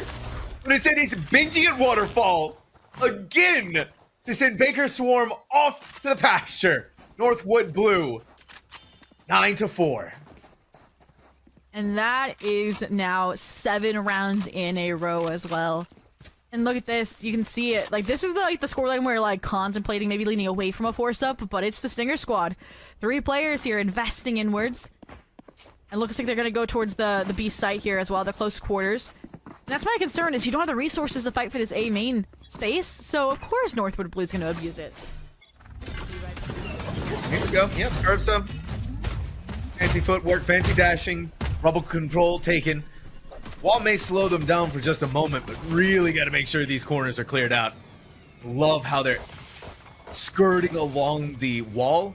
Breakable needs to be taken care of, needs to be dealt with, but Stinger, Purpose is going to respect it, especially brought down to 62 HP. Won't want to take any chances of losing a massive power weapon like that. Look too, right, Tuzi? Got the Vandal. Rice Ball in 9 HP, but they're going to do whatever, their damnedest to take down someone from Northwood. They're just there, the insurance policy, so you can't go B. The Jiggle as well from Nami C should be able to receive it as well and like inform the rotation away. But the fact that Northwood's cut noise here leaves Baker Swarm with a lot of question marks. And that's the thing with this composition, right? Yes, it's a double initiator, but all you have is that drone. And that's it. And so when you can't know where these players are, you can get surprises like an Outlaw from Darkest to completely open up the C site. And I mean, how do you retake this? It almost feels like you don't. The wall at Waterfall. Spike planted on the actual site itself. Sonic sensors are going to go up. The full fighting firepower of Northwood Blue. And Baker Swarm's waiting to regroup with each other to go for this retake, but even with some of the weaponry they have, right, you're going to hear the 2 footsteps in this direction. Demon has no more flashbangs. You're going to try and use a clone maybe to slow them down, but my God! It is decisive. It is destruction made manifest. Northwood Blue. They may have lost the anti-eco on the defense, but the attack is a completely different story. And the message that Ferbsa just sent by handing the Phantom away, taking one of the Stingers that was forced up by Baker Swarm, and using it to get one of the final kills to deliver this double digits is the explanation of how this map and maybe this series is about to come to a conclusion. I mean, 10-4, you have the Annihilation online for Benji, and they already have been able to win a main control without that. So let's see. I mean, it's this trio, right? Your double initiator, your Yoru, they should be able to hold this space. They should be able to, as again, a way to disrespect it. Yep. They're already here. I don't even know if Fate really even realized that they have the crosshair set up ready to go for it, but sheer firepower from the Stinger is going to put them down on the ground. Ferbsa, eyes on Bonks. This aim is just unstoppable, man. Northwood Blue is just unstoppable. Ferbsa can only go so far from this direction, but they were working with a Stinger and a Sheriff. Northwood Blue, everyone else, Phantoms. And I love that the plan never was to go A there, right? Like we talked about, again, this composition, you have nothing to hold down B main if you leave it open. And that's exactly what Baker Swarm did. The A pressure, they left B open. And so 2 players waltz up there, then you pinch and you put the deadlock wall up A main so they can't rotate through blue room. And now it's all down to ladder moves. 1v3, the double swing, the shotgun chasing you down with the Phantom spray from Benji to complement it. 11 here, 4 here for Baker Swarm. Do we get another timeout? We have to, right? We have one more, right? Yeah. Yes, okay. they do. Yeah. There's the dumbbell timeout. It's just 2 more rounds now, Zobi. 2 more rounds, and we'll be seeing Northwood Blue and San Antonio. The NECC LAN Championships. This is... It would make their return, actually. The comeback. But for now... Cast them on LAN, remember last year? Yeah, that was good times. That was good times. Now we're moving. We're relocating. Actually, not too far away. Yeah. Not too far away, but for Northwood Blue, they're not too far away from that opportunity and from those tickets. Baker Swarm, it's going to be a long road, though, an arduous one at that. Your backs are well and truly against the wall. Your opponent has a 7-round lead ahead of you, and not only that, right, Zobi, but it's been a 8 round in a row now that Baker Swarm just has not been able to stop. Yeah, and that's the issue. We saw a similar streak of consistency, right, over on Haven. When the sides swapped, Northwood did not lose a single round. And they look like they're trying to repeat that here up until 12 and victory. And that's my concern here, is that this situation is worse off for Baker Swarm than last time they took a timeout at 11. Last time they had ults and the weapons. This time, they are nowhere near highly impactful ultimates. There's not much to plan around. And, I mean, you haven't even gotten to see a Northwood C exec straight outright. And that's what they're trying to run here, off the Annihilation. Off of the Waylay. What is it gonna look like, Nami? Oh. Ooh, okay. A little tiny peek above. Door's gonna open. Darkest. That's not good. That's toe-to-toe against Demon, and yeah, like you On the said, that's lurk? not good. I They're mean, going back A. Darkest being able to grab that one has opened up a world of possibilities for Northwood Blue. And yet still they're kind of poking and prodding all across the map to figure out the right spots, to draw away rotations, to figure out where things are happening. This is good though, right? Fate's going to eliminate Darkest, so that's a small comeback for Baker Swarm, but Nami is not looking good. The low HP but Paranoia in hand. You're gonna try and contact off of any of this utility, and while you fall, you at least grasp a player, and Ferbs is gonna make sure that that player ladder moves, that Viper stays in the grave. 30 seconds. Makes it a 3v2. You have the converging paths online, but you might not need it. It's all down to fate, quite literally, for Baker Swarm to have a chance before map point is reached. Oh. Spike planted. Yeah, all the utility they can possibly pop off with. They know that the smoke is there. But if you're Northwood Blue, realizing how long the timing is for someone to come out of that smoke, Tuzi and Ferbza rotate back over to Waterfall. And Northwood Blue, championship point. Match point. And they're like, wait, guys, we can't just get 13 forward like this. But it doesn't matter. Northwood Blue, weapons in hand. A forced buy from Baker Swarm. You're going to be forcing every round here until overtime. We'll see if they get that brevity, they get that round that's much needed. And still, like, because of how dominant that round was for Northwood Blue, like, yes, you lose the lurk player of Darkest, and Ferbs had to get the trade on to your entry player from Benji, but it's starving Baker Swarm of ults as well. So they still don't have much here. They still don't have a way to win any ounce of control across the map, right? They're lucky they got Mountain with the Demon getting repositioned over there and giving up A. It means they don't have to weather the converging paths, but what does a 5-on-5 retake look like to determine the fate of this grand finals with suboptimal weapons? Truly, at this point, I do not know. A wall and stairs. Again, you're taking away options from Baker Swarm. You're taking away avenues of possibilities. Div's gonna dodge the suppression of the stealth drone, but they're still kind of seen, right? So back away. Ferbs is here, though. Ferbs is posted. Ferbs is planted. And they're ready to take the timings. It may be a one-way, but it's actually in favor of Ferbsa. They're gonna see the feat of Nami. Now it's down to the final three players. Dip, Rice Ball, and caught by the special delivery. Caught by Tuzi. Hook, line, and sinker. Northwood Blue, returning champions, going straight to San Antonio. Your spring NECC 2025 Valorant Grand Champions here in Division 1. And all of their work, this spree of victories and strong showings during spring break into the conclusion of the semester, especially while balancing so many things, being students, being VCL players, being game changers, coaches. It's impressive, especially when sporting this kind of pseudo 6-man roster, right, with Darkest stepping in and out for Vix. It truly has made this a well-rounded squad to be feared. We talked about it, right? The improvements from Baker Swarm on a map like Fracture, and then it's worse, disastrous here with this new composition up against Northwood on Lotus. No 15-13, it was 13-4. Mainly off of Ferbza, 6 opening bloods, they were lethal, and I'm sure Darkest on the lurks stole the other round one. I know we were thinking of Waylay, right? How's that going to go? How's that going to work out? Tiny little picture on the agent select, but a massive performance from Ferbsa to lead their way back in for the team to have this phenomenal victory of a 13-4 and a 3-0 best of 5 grand finals. And a reason why we're seeing Northwood Blue obtaining the perfect run, losing only one map, and that was to Concordia St. Paul Blue in the semifinals. So a massive congratulations to this team, a massive show of force and what they're capable of. And honestly, Zobi, it's sort of a return to form for this program, but where once the kings of Valorant now ready to take back their crown.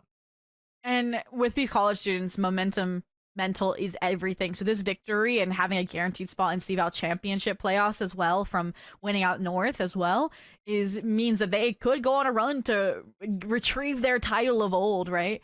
And I mean, we really thought that Baker Swarm was gonna put up more of a fight. I mean, yes, there was a 2-0 last time, but they were taking maps off of CSP. CSP was taking maps off of Northwood. Like, I feel like the Division 1 gap felt so close this semester. So the fact that it was still a 3-0 victory is a statement. It really, really is.